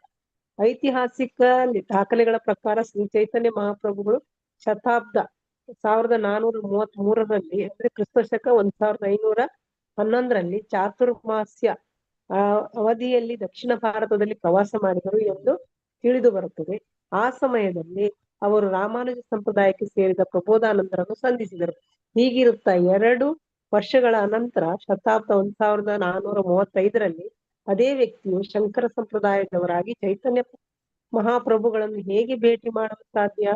ಪ್ರಬೋಧಾನಂದ ಸರಸ್ವತಿ ಮತ್ತು ಪ್ರಕಾಶಾನಂದ ಸರಸ್ವತಿ ಅವರು ಒಬ್ಬರೇ ವ್ಯಕ್ತಿ ಎಂಬ ಸಹಜೀಯ ಸಂಪ್ರದಾಯದ ಊಹೆಯು ತಪ್ಪು ಕಲ್ಪನೆ ಎಂಬ ನಿರ್ಧಾರಕ್ಕೆ ಬರಬೇಕಾಗುತ್ತದೆ. ಹರೇ ಕೃಷ್ಣ. ಧನ್ಯವಾದ. ಧನ್ಯವಾದಗಳು ಮಾತಾಜಿ. ಹರೇ ಕೃಷ್ಣ. ಶ್ಲೋಕ 149. ಅನುವಾದ ಭಾವಾರ್ಥ ಪ್ರಭುಪಾದರಿಂದ. ಪ್ರಭುಪಾದರಿಗೆ ಜಯವಾಗಲಿ. ಪ್ರಭುಗಳಿಂದ ವೇದಾಂತ ಸೂತ್ರವನ್ನು ಕುರಿತು ವಿವರಣೆಯನ್ನು ಕೇಳಿದ ಕ್ಷಣದಿಂದ ಮಾಯಾವಾದಿ ಸನ್ಯಾಸಿಗಳ ಮನಸ್ಸು ಪರಿವರ್ತನೆಯಾಯಿತು. ಚೈತನ್ಯ ಮಹಾಪ್ರಭುಗಳ ಸೂಚನೆಯ ಪ್ರಕಾರ ಅವರು ಸದಾ ಕೃಷ್ಣ ಕೃಷ್ಣ ಎಂದು ಸಂಕೀರ್ತನೆ ಮಾಡಲು ಆರಂಭಿಸಿದರು. ಆದ್ರೆ ಯಾಕೆ ಇವರು ಹೀಗೆ ಭಾವುಕರಾಗಿ ಕೃಷ್ಣನ ಒಂದು ಭಜನೆ ಮಾಡ್ತಾರೆ, ಸಂಕೀರ್ತನೆ ಮಾಡ್ತಾರೆ, ನರ್ತನ ಮಾಡ್ತಾರೆ ಅಂತ ಅನ್ಕೋತಾ ಇದ್ರು. ಈಗ ಗೊತ್ತಾಯ್ತು, ಅದೇ ಆ ಒಂದು ಬದುಕಿನ ಮನುಷ್ಯ ಜನ್ಮದ ಸಾರ, ಅದೇ ವಾಸ್ತವದಲ್ಲಿ ಎಲ್ಲರೂ ಕೂಡ ಮಾಡ್ಬೇಕಾಗಿರುವಂತದ್ದು ಅಂತ ಅವ್ರಿಗೆ ತಿಳಿತು. ಹಾಗಾಗಿ ಅವರ ಮನಸ್ಸಿನಲ್ಲಿ ಆ ಒಂದು ಪರಿವರ್ತನೆ ಉಂಟಾದ ಕಾರಣ ಅವರು ಕೂಡ ಹರೇ ಕೃಷ್ಣ ಅನ್ನೋ ರೀತಿಯಲ್ಲಿ ಕೃಷ್ಣ ಕೃಷ್ಣ ಅಂತ ಹರಿನಾಮ ಸಂಕೀರ್ತನೆ ಮಾಡೋದಕ್ಕೆ ಪ್ರಾರಂಭಿಸಿದ್ರು ಅಂತ ಹೇಳ್ತಾ ಇದ್ದಾರೆ. ಇಲ್ಲಿ ಭಾವಾರ್ಥದಲ್ಲಿ ಪ್ರಭುಪಾದರು ಪ್ರಕಾಶಾನಂದ ಸರಸ್ವತಿ ಮತ್ತೆ ಪ್ರಬೋಧಾನಂದ ಸರಸ್ವತಿ ಇಬ್ಬರು ಬೇರೆ ಬೇರೆ ವ್ಯಕ್ತಿಗಳು ಅನ್ನೋದ್ರ ಬಗ್ಗೆ ಕುರಿತಾಗಿ ಒಂದು ಐತಿಹಾಸಿಕ ಪುರಾವೆಗಳನ್ನ ಇಲ್ಲಿ ಕೊಡ್ತಾ ಇದ್ದಾರೆ. ಏನಂತ ಹೇಳ್ತಾ ಇದಾರೆ ಅಂದ್ರೆ, ಈ ಸಂದರ್ಭದಲ್ಲಿ ಒಂದು ಸಂಗತಿಯನ್ನು ಪ್ರಸ್ತಾವಿಸಬೇಕು ಅಂತ ಅಂದ್ರೆ ಇಲ್ಲಿ ಹೇಳ್ಬೇಕಾಗಿರುವಂತದ್ದು ಅತಿ ಮುಖ್ಯ ಅಂತ ಹೇಳಿ ಹೇಳ್ತಾ ಇದ್ದಾರೆ. ಅಂದ್ರೆ ಸಹಜೀಯ ವರ್ಗದ ಭಕ್ತರು ಯಾರಿದ್ದಾರೆ ಅವರ ಪ್ರಕಾರ ಪ್ರಕಾಶಾನಂದ ಸರಸ್ವತಿ ಮತ್ತೆ ಪ್ರಬೋಧಾನಂದ ಸರಸ್ವತಿ ಇಬ್ಬರು ಕೂಡ ಒಂದೇ ವ್ಯಕ್ತಿ ಅಂತ ಹೇಳ್ತಾರೆ. ಆದ್ರೆ ವಾಸ್ತವದಲ್ಲಿ ಪ್ರಬೋಧಾನಂದ ಸರಸ್ವತಿ ಅನ್ನುವಂಥವ್ರು ಅವರು ರಾಮಾನುಜ ಆಚಾರ್ಯರ ಒಂದು ಆ ಒಂದು ಅಂದ್ರೆ ಆಚಾರ್ಯರ ಒಂದು ಸಂಪ್ರದಾಯ ಧನ್ಯವಾದಗಳು, ಸಂಪ್ರದಾಯದಲ್ಲಿ ಬರ್ತಾರೆ. ಮತ್ತೆ ಪ್ರಕಾಶಾನಂದ ಸರಸ್ವತಿ ಅವರು ಶಂಕರಾಚಾರ್ಯರ ಸಂಪ್ರದಾಯಕ್ಕೆ ಸೇರಿದವರಾಗಿದ್ದಾರೆ. ಆ ಒಂದು ವಿಷಯವನ್ನ ಇಲ್ಲಿ ಹೇಳ್ತಾ ಇದ್ದಾರೆ. ಅದಕ್ಕೆ ಅನೇಕ ಒಂದು ಪ್ರೂಫ್ ಗಳನ್ನ ಕೊಡ್ತಾ ಇದ್ದಾರೆ. ಪ್ರಬೋಧಾನಂದ ಸರಸ್ವತಿ ಅಂದ್ರೆ ಇಲ್ಲಿ ಹೇಳ್ತಾ ಇದ್ದಾರೆ, ಪ್ರಕಾಶಾನಂದ ಸರಸ್ವತಿ ಶಂಕರಾಚಾರ್ಯರ ಸಂಪ್ರದಾಯಕ್ಕೆ ಸೇರಿದವರು. ಪ್ರಬೋಧಾನಂದ ಸರಸ್ವತಿ ಅವರು ಅನೇಕ ಗ್ರಂಥಗಳನ್ನ ಬರೆದಿದ್ದಾರೆ. ಅವರ ಒಂದು ಗ್ರಂಥಗಳನ್ನ ಕೂಡ ಇಲ್ಲಿ ಉಲ್ಲೇಖ ಮಾಡ್ತಾ ಇದ್ದಾರೆ. ಅದರಲ್ಲಿ ಚೈತನ್ಯ ಚಂದ್ರಾಮೃತ, ರಾಧಾರಸ ಸುಧಾನಿಧಿ, ಸಂಗೀತ ಮಾಧವ, ವೃಂದಾವನ ಶತಕ, ನವದ್ವೀಪ ಶತಕಗಳು ಇವೆಲ್ಲವೂ ಕೂಡ ಪ್ರಬೋಧಾನಂದ ಸರಸ್ವತಿ ಅವರ ರಚನೆಗಳು, ಅವರ ಗ್ರಂಥಗಳು. ಚೈತನ್ಯ ಮಹಾಪ್ರಭುಗಳು ದಕ್ಷಿಣ ಭಾರತದಲ್ಲಿ ಪ್ರವಾಸ ಮಾಡ್ತಿದ್ರು ಅನ್ನೋದನ್ನಲ್ಲಿ ಹೇಳ್ತಾ ಇದ್ದಾರೆ. ಯಾವ ಒಂದು ವರ್ಷ ಅವರು ಆ ರೀತಿ ದಕ್ಷಿಣ ಭಾರತಕ್ಕೆ ಬಂದಿದ್ರು ಅನ್ನೋದನ್ನ, ಆ ಸಂದರ್ಭದಲ್ಲಿ ಅವರು ಪ್ರಬೋಧಾನಂದ ಸರಸ್ವತಿ ಅವರನ್ನ ಸಂಧಿಸ್ತಾರೆ. ಅವರಿಗೆ ಇಬ್ಬರು ಸೋದರರು ಅಂತೇಳಿ ಹೇಳ್ತಾ ಇದ್ದಾರೆ. ಒಂದು ವೆಂಕಟ ಭಟ್ಟ ಮತ್ತೆ ಇನ್ನೊಂದು ತಿರುಮಲ ಭಟ್ಟ. ಇವರಿಬ್ಬರು ರಾಮಾನುಜ ಸಂಪ್ರದಾಯಕ್ಕೆ ಸೇರಿದ ವೈಷ್ಣವರಾಗಿದ್ರು. ಗೋಪಾಲ ಭಟ್ಟ ಗೋಸ್ವಾಮಿ, ನಮ್ಮ ಗೋಸ್ವಾಮಿಗಳಲ್ಲಿ ಬರುವಂತವ್ರು, ಅವರು ಪ್ರಬೋಧಾನಂದ ಸರಸ್ವತಿ ಅವರ ಅಣ್ಣನ ಮಗ. ಸೊ ಇವರೆಲ್ಲರೂ ಕೂಡ ವೈಷ್ಣವರು ಅನ್ನೋದನ್ನಲ್ಲಿ ನಾವು ನೋಡ್ತಾ ಇದ್ವಿ. ಇವರು ಮಾಯಾವಾದಿಗಳೆಲ್ಲ ವೈಷ್ಣವರು. ಗೋಪಾಲ ಭಟ್ಟ ಗೋಸ್ವಾಮಿ ನಮ್ಮ ಗೋಸ್ವಾಮಿಗಳಲ್ಲಿ ಬರುವಂತವ್ರು. ಅವರು ಪ್ರಬೋಧಾನಂದ ಸರಸ್ವತಿ ಅವರ ಅಣ್ಣನ ಮಗ. ಐತಿಹಾಸಿಕ ದಾಖಲೆಗಳ ಪ್ರಕಾರ ಒಂದು ಏನಂತ ಹೇಳ್ತಾ ಇದ್ದಾರೆ ಅಂದ್ರೆ, ಯಾವ ವರ್ಷದಲ್ಲಿ ಅವರು ಸಂಧಿಸಿದ್ರು ಅನ್ನೋಂಥದ್ದನ್ನ ಚೈತನ್ಯ ಮಹಾಪ್ರಭುಗಳು ಶಕಾಬ್ದ 1433ರಲ್ಲಿ ಅಂದ್ರೆ ಕ್ರಿಸ್ತ ಶಕ 1511 ಚಾತುರ್ಮಾಸ ಅವಧಿಯಲ್ಲಿ ದಕ್ಷಿಣ ಭಾರತಕ್ಕೆ ಪ್ರವಾಸ ಮಾಡಿದ್ರು ಅಂತ ಇಲ್ಲಿ ಹೇಳ್ತಾ ಇದ್ದಾರೆ. ಆ ಸಮಯದಲ್ಲಿ ಅವರು ರಾಮಾನುಜ ಸಂಪ್ರದಾಯಕ್ಕೆ ಸೇರಿದ ಪ್ರಬೋಧಾನಂದರನ್ನ ಸಂಧಿಸ್ತಾರೆ. ಹೀಗಿರ್ಬೇಕಾದ್ರೆ ಅವರು 2 ವರ್ಷಗಳ ನಂತರ ಮತ್ತೆ ಅದೇ ವ್ಯಕ್ತಿಯನ್ನ ಶಂಕರಾಚಾರ್ಯರ ಸಂಪ್ರದಾಯದವರಾಗಿ ಹೇಗೆ ಅವರು ಭೇಟಿಯಾಗೋದಕ್ಕೆ ಸಾಧ್ಯ ಅಂತ ಅಲ್ಲಿ ಪ್ರಶ್ನೆ ಮಾಡ್ತಾರೆ. ಹಾಗಾಗಿ ಇವರಿಬ್ರು ಕೂಡ ಒಂದೇ ವ್ಯಕ್ತಿ ಅಲ್ಲ, ಇವರಿಬ್ರು ಬೇರೆ ಬೇರೆ. ಒಬ್ಬರು ಪ್ರಕಾಶಾನಂದ ಸರಸ್ವತಿ ಶಂಕರಾಚಾರ್ಯರ ಸಂಪ್ರದಾಯಕ್ಕೆ ಸೇರ್ತಾರೆ. ಪ್ರಬೋಧಾನಂದ ಸರಸ್ವತಿ ಅವರು ರಾಮಾನುಜಾಚಾರ್ಯರ ವೈಷ್ಣವ ಒಂದು ಸಂಪ್ರದಾಯಕ್ಕೆ ಸೇರ್ತಾರೆ. ಅವರ ಮೂಲಕನೇ ಇಲ್ಲಿ ಗೋಪಾಲ ಭಟ್ಟ ನಮ್ಮ ಗೋಸ್ವಾಮಿ ಅವರು ಕೂಡ ನಮ್ಗೆ ಸಿಗ್ತಾರೆ. ಹೀಗೆ ಪ್ರಬೋಧಾನಂದ ಸರಸ್ವತಿ ಮತ್ತೆ ಪ್ರಕಾಶಾನಂದ ಸರಸ್ವತಿ ಅವರಿಬ್ಬರು ಕೂಡ ಬೇರೆ ಬೇರೆ ವ್ಯಕ್ತಿಗಳು ಅನ್ನೋದಕ್ಕೆ ಇಲ್ಲಿ ಒಂದು ಆಧಾರವನ್ನ ಕೊಡ್ತಾ ಇದ್ದಾರೆ ಪ್ರಭುಪಾದರು.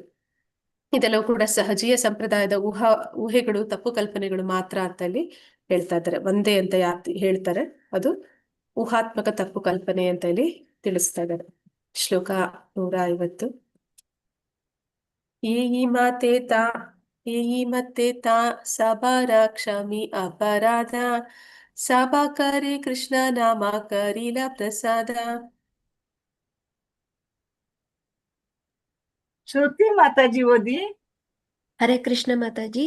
ಶ್ಲೋಕ 150. ಏಯಿ ಮತೆ ತಾನ್ ಸಭಾರ ಕ್ಷಮಿ ಅಪರಾಧ ಸಭಾಕಾರೆ ಕೃಷ್ಣ ನಾಮ ಕರೀಲ ಪ್ರಸಾದಂ. ಏಯಿ ಮತ್ತೆ ಈ ರೀತಿಯಲ್ಲಿ ತಾನ್ ಸಭಾರ ಎಲ್ಲ ಸನ್ಯಾಸಿಗಳ ಕ್ಷಮಿಸಿದರು ಅಪರಾಧಗಳನ್ನು.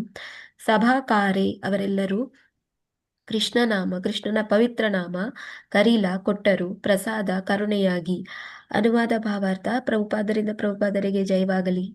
ಚೈತನ್ಯ ಮಹಾಪ್ರಭುಗಳು ಮಾಯಾವಾದಿ ಸನ್ಯಾಸಿಗಳ ಎಲ್ಲ ಅಪರಾಧಗಳನ್ನು ಕ್ಷಮಿಸಿದರು. ಅತ್ಯಂತ ಕರುಣೆಯಿಂದ ಅವರೆಲ್ಲರನ್ನೂ ಕೃಷ್ಣನಾಮದಿಂದ ಆಶೀರ್ವದಿಸಿದರು.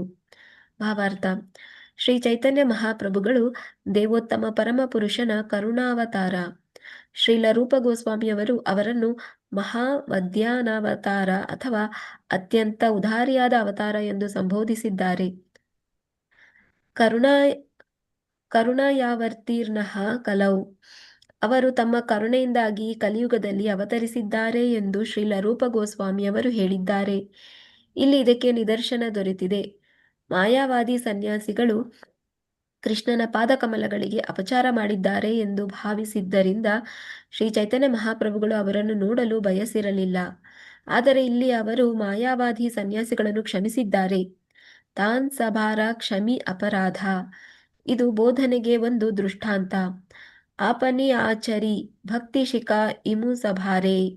ಬೋಧಕರು ಸಂಧಿಸುವ ಬಹುಪಾಲು ಜನ ಕೃಷ್ಣ ಪ್ರಜ್ಞೆಯನ್ನು ವಿರೋಧಿಸುವ ಅಪರಾಧಿಗಳೇ ಆಗಿರುತ್ತಾರೆ. ಆದರೆ ಅವರಿಗೆ ಕೃಷ್ಣ ಪ್ರಜ್ಞಾ ಆಂದೋಲನದ ವಿಷಯವಾಗಿ ಮನದಟ್ಟು ಮಾಡಿಕೊಟ್ಟು ಹರೇ ಕೃಷ್ಣ ಮಹಾಮಂತ್ರವನ್ನು ಜಪಿಸುವಂತೆ ಪ್ರಚೋದಿಸುವುದು ಬೋಧಕರ ಕರ್ತವ್ಯ ಎಂದು ಶ್ರೀ ಚೈತನ್ಯ ಮಹಾಪ್ರಭುಗಳು ಈ ನಿದರ್ಶನದ ಮೂಲಕ ನಮಗೆ ಬೋಧಿಸಿದ್ದಾರೆ. ಅನೇಕ ವಿರೋಧಿಗಳು ಇದ್ದರೂ ನಮ್ಮ ಸಂಕೀರ್ತನಾ ಆಂದೋಲನದ ಪ್ರಚಾರವು ಮುಂದುವರಿಯುತ್ತಿದೆ. ಆಫ್ರಿಕಾದಂತಹ ಜಗತ್ತಿನ ಮೂಲೆಯಲ್ಲಿ ಕೂಡ ಜನರು ಸಂಕೀರ್ತನಾ ಪ್ರಕ್ರಿಯೆಯನ್ನು ಸ್ವೀಕರಿಸಿದ್ದಾರೆ. ಅಪರಾಧಿಗಳನ್ನು ಹರೇ ಕೃಷ್ಣ ಮಂತ್ರವನ್ನು ಜಪಿಸುವಂತೆ ಪ್ರಚೋದಿಸುವ ಮೂಲಕ ಚೈತನ್ಯ ಮಹಾಪ್ರಭುಗಳು ಕೃಷ್ಣ ಪ್ರಜ್ಞಾ ಆಂದೋಲನದ ಯಶಸ್ಸಿಗೆ ನಿದರ್ಶನವಾದರು. ನಾವು ಅತ್ಯಂತ ಗೌರವದಿಂದ ಪ್ರಭು ಚೈತನ್ಯರ ಹೆಜ್ಜೆ ಗುರುತುಗಳನ್ನು ಅನುಸರಿಸಬೇಕು. ನಮ್ಮ ಪ್ರಯತ್ನಗಳಲ್ಲಿ ನಾವು ಯಶಸ್ವಿಯಾಗುತ್ತೇವೆ ಎನ್ನುವುದರಲ್ಲಿ ಯಾವ ಸಂಶಯವೂ ಇಲ್ಲ. ಹರೇ ಕೃಷ್ಣ ಮಾತಾಜಿ. ಧನ್ಯವಾದ ಮಾತಾಜಿ. ಧನ್ಯವಾದಗಳು ಮಾತಾಜಿ. ಹರೇ ಕೃಷ್ಣ. ಶ್ಲೋಕ 150. ಅನುವಾದ ಭಾವಾರ್ಥ. ಪ್ರಭುಪಾದರಿಗೆ ಜಯವಾಗಲಿ. ಚೈತನ್ಯ ಮಹಾಪ್ರಭುಗಳು ಮಾಯಾವಾದಿ ಸನ್ಯಾಸಿಗಳ ಎಲ್ಲ ಅಪರಾಧಗಳನ್ನು ಕ್ಷಮಿಸಿದರು. ಮಾಯಾವಾದಿ ಅಂದ್ರೆ ಕೃಷ್ಣ ಅಪರಾಧಿ ಅಂತವರನ್ನ ಇಲ್ಲಿ ನೇರವಾಗಿ ಕೃಷ್ಣನೇ ಚೈತನ್ಯ ಮಹಾಪ್ರಭುಗಳಾಗಿ ಬಂದಿದ್ದಾರೆ. ಅವ್ರೀಗ ಅವರನ್ನ ಕ್ಷಮಿಸ್ತಾ ಇದ್ದಾರೆ. ಅವರನ್ನ ಅವರನ್ನ ಕ್ಷಮಿಸಿದ್ ಮಾತ್ರ ಅಲ್ಲ, ಅವರಿಗೆ ಒಂದು ಕೃಷ್ಣ ಪ್ರೇಮವನ್ನು ಕೂಡ ಕರುಣಿಸ್ತಾ ಇದ್ದಾರೆ. ಆ ಜ್ಞಾನವನ್ನು ಕೂಡ ನೀಡ್ತಾ ಇದ್ದಾರೆ.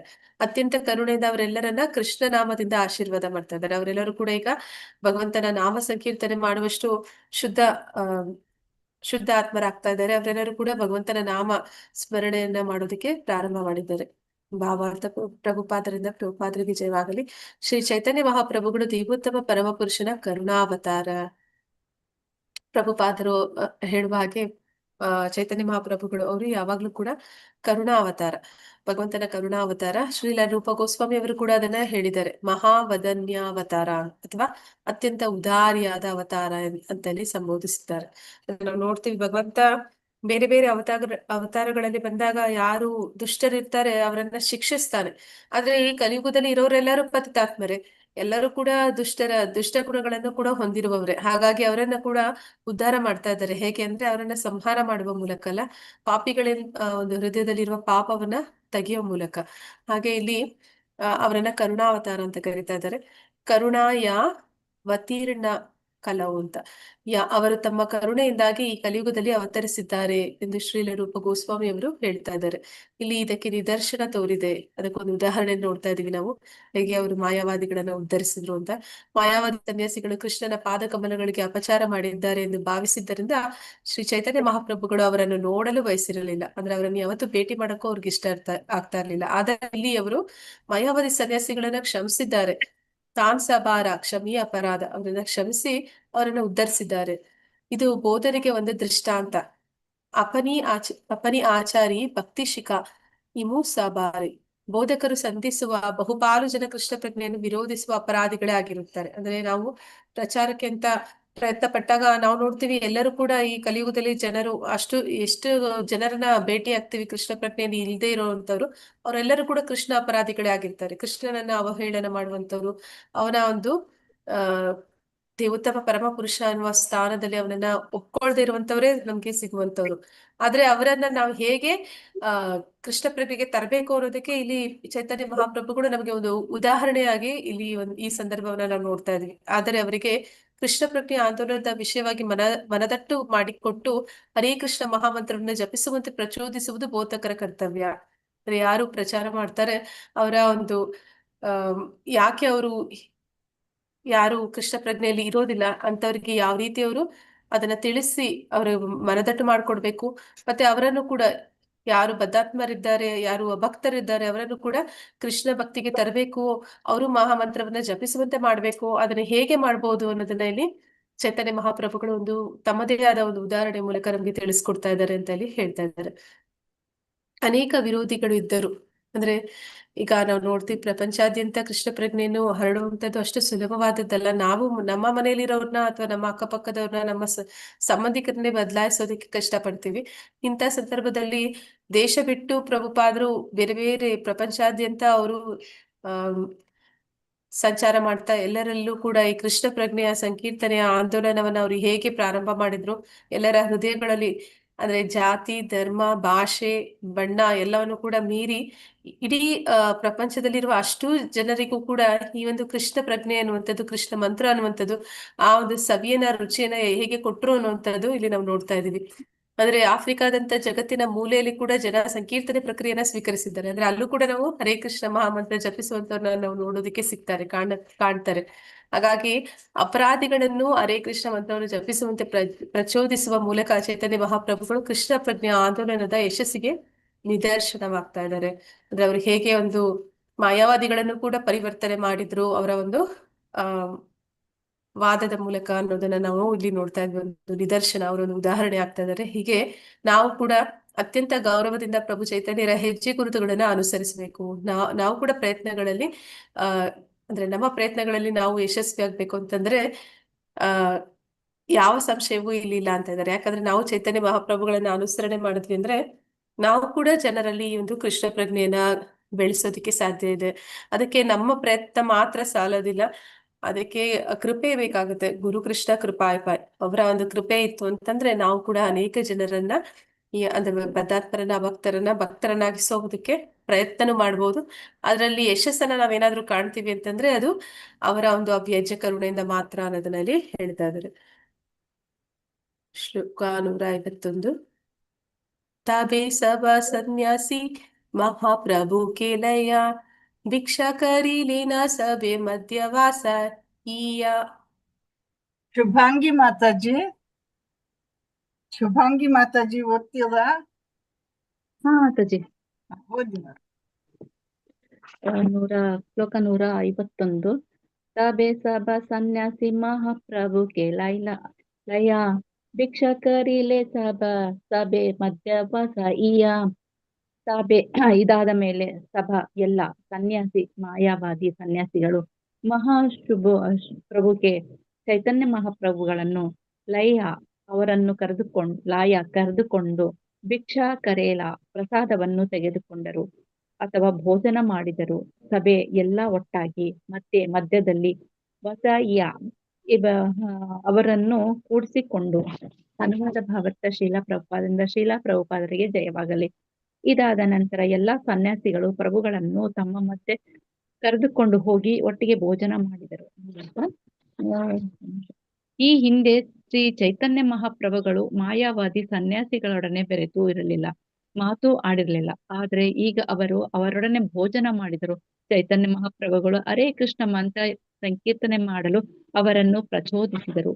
ಅವರು ಅಪರಾಧಗಳನ್ನು ಕ್ಷಮಿಸಿದರು. ಆದ್ದರಿಂದ ಅವರು ಪರಿಶುದ್ಧರಾದರು ಎಂಬ ತೀರ್ಮಾನಕ್ಕೆ ಬರಬಹುದು. ಆದ್ದರಿಂದ ಅಲ್ಲಿ ಸಿದ್ಧಗೊಳಿಸಿದ ಅಡಿಗೆಯನ್ನು ಭಗವಂತನಿಗೆ ನೈವೇದ್ಯ ಮಾಡಿಲ್ಲ ಎಂದು ಶ್ರೀ ಚೈತನ್ಯ ಮಹಾಪ್ರಭುಗಳಿಗೆ ತಿಳಿಯದಿದ್ದರೂ ಅವರೊಡನೆ ಭೋಜನವನ್ನು ಅಥವಾ ಭಗವಾನ್ ಪ್ರಸಾದವನ್ನು ಸ್ವೀಕರಿಸಲು ಯಾವ ಅಭ್ಯಂತರವೂ ಇರಲಿಲ್ಲ. ಮಾಯಾವಾದಿ ಸನ್ಯಾಸಿಗಳು ದೇವತಾ ವಿಗ್ರಹವನ್ನು ಅರ್ಚನೆ ಮಾಡುವುದಿಲ್ಲ. ಒಂದು ಪಕ್ಷ ಮಾಡಿದರೂ ಶಿವಲಿಂಗವನ್ನು ಅರ್ಪಿಸುತ್ತಾರೆ ಅಥವಾ ಪಂಚೋಪಾಸನೆಯನ್ನು ಮಾಡುತ್ತಾರೆ. ವಿಷ್ಣು, ಶಿವ, ದುರ್ಗಾದೇವಿ, ಗಣೇಶ ಮತ್ತು ಸೂರ್ಯ, ಇಲ್ಲಿ ಯಾವುದೇ ದೇವತೆಗಳ ಅಥವಾ ವಿಷ್ಣುವಿನ ಪ್ರಸ್ತಾವ ಕಂಡು ಬರುವುದಿಲ್ಲ. ಆದರೂ ಆ ಸನ್ಯಾಸಿಗಳು ಹರೇ ಕೃಷ್ಣ ಮಹಾಮಂತ್ರವನ್ನು ಸಂಕೀರ್ತನೆ ಮಾಡಿದರು ಮತ್ತು ಚೈತನ್ಯ ಮಹಾಪ್ರಭುಗಳು ಅವರ ಅಪರಾಧವನ್ನು ಕ್ಷಮಿಸಿದರು ಎಂಬ ಕಾರಣಕ್ಕೆ ಪ್ರಭುಗಳು ಅವರ ನಡುವೆ ಕುಳಿತು ಆಹಾರ ಸೇವಿಸಿದರು. ಹರೇ ಕೃಷ್ಣ ಮಾತಾಜಿ, ಧನ್ಯವಾದಗಳು. ಧನ್ಯವಾದಗಳು ಮಾತಾಜಿ. ಹರೇ ಕೃಷ್ಣ. ಶ್ಲೋಕ 151. ಅನುವಾದ ಭಾವಾರ್ಥ ಪ್ರಭುಪಾದರಿಂದ ಪ್ರಭುಪಾದರಿಗೆ ಜಯವಾಗಲಿ.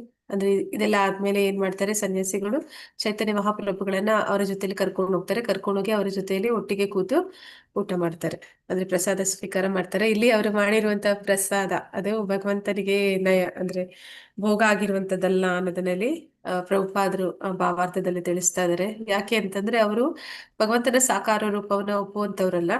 ಮತ್ತೆ ಇನ್ನೊಂದು ವಿಷಯ ಏನು ಅಂತಂದ್ರೆ, ಹಾಗೆ ಒಂದ್ ವೇಳೆ ಮಾಡಿದ್ರು ಕೂಡ ಅವರು ಶಿವನ ಲಿಂಗಕ್ಕೆ ಅರ್ಪಿಸ್ತಾರೆ. ಅಥವಾ ಪಂಚೋಪಾಸನೆ ಮಾಡುವಂತಹ ಮಾಯಾವಾದಿಗಳು ಅವರು ವಿಷ್ಣು, ಶಿವ, ದುರ್ಗಾ, ಗಣೇಶ, ಸೂರ್ಯ ಈ 5 ದೇವತೆಗಳನ್ನ ಅವರು ಆರಾಧನೆ ಮಾಡ್ತಾರೆ. ಆದ್ರೆ ಇಲ್ಲಿ ಯಾವುದೇ ದೇವತೆಗಳ ಒಂದು ವಿಷಯವಾಗಿ ಹೇಳಿಲ್ಲ. ಹಾಗಾಗಿ ಅವರು ಏನ್ ಆಹಾರವನ್ನು ಸ್ವೀಕಾರ ಮಾಡ್ತಾ ಇದ್ದಾರೆ, ಆ ಆಹಾರ ಅದು ಭಗವಂತನಿಗೆ ನೈವೇದ್ಯ ಮಾಡಿದ್ದಲ್ಲ. ಇದು ಗೊತ್ತಿತ್ತು ಪ್ರಭುಪಾದ ಚೈತನ್ಯ ಮಹಾಪ್ರಭುಗಳಿಗೂ. ಆದ್ರೂ ಕೂಡ ಅವರು ಈ ಮಾಯಾವಾದಿಗಳನ್ನ ಈಗ ಅವರು ಮನ ಪರಿವರ್ತನೆ ಮಾಡಿದ್ದಾರೆ. ಎಲ್ಲರೂ ಹರೇ ಕೃಷ್ಣ ನಾಮ ಸಂಕೀರ್ತನೆಯನ್ನ ಹಾಡ್ತಾ ಇದ್ದಾರೆ. ಹಾಗಾಗಿ ಅವರೆಲ್ಲ ಅಪರಾಧಗಳನ್ನ ಅವರು ಕ್ಷಮಿಸ್ತಾ ಇದ್ದಾರೆ. ಕ್ಷಮಿಸಿ ಅವರ ಜೊತೆಲಿ ಕೂತ್ಕೊಂಡು ಒಂದು ಊಟವನ್ನ ಮಾಡ್ತಾ ಇದ್ದಾರೆ ಇಲ್ಲಿ ಚೈತನ್ಯ ಮಹಾಪ್ರಭುಗಳು ಅನ್ನೋದನ್ನಲ್ಲಿ ಹೇಳ್ತಾ ಇದ್ದಾರೆ.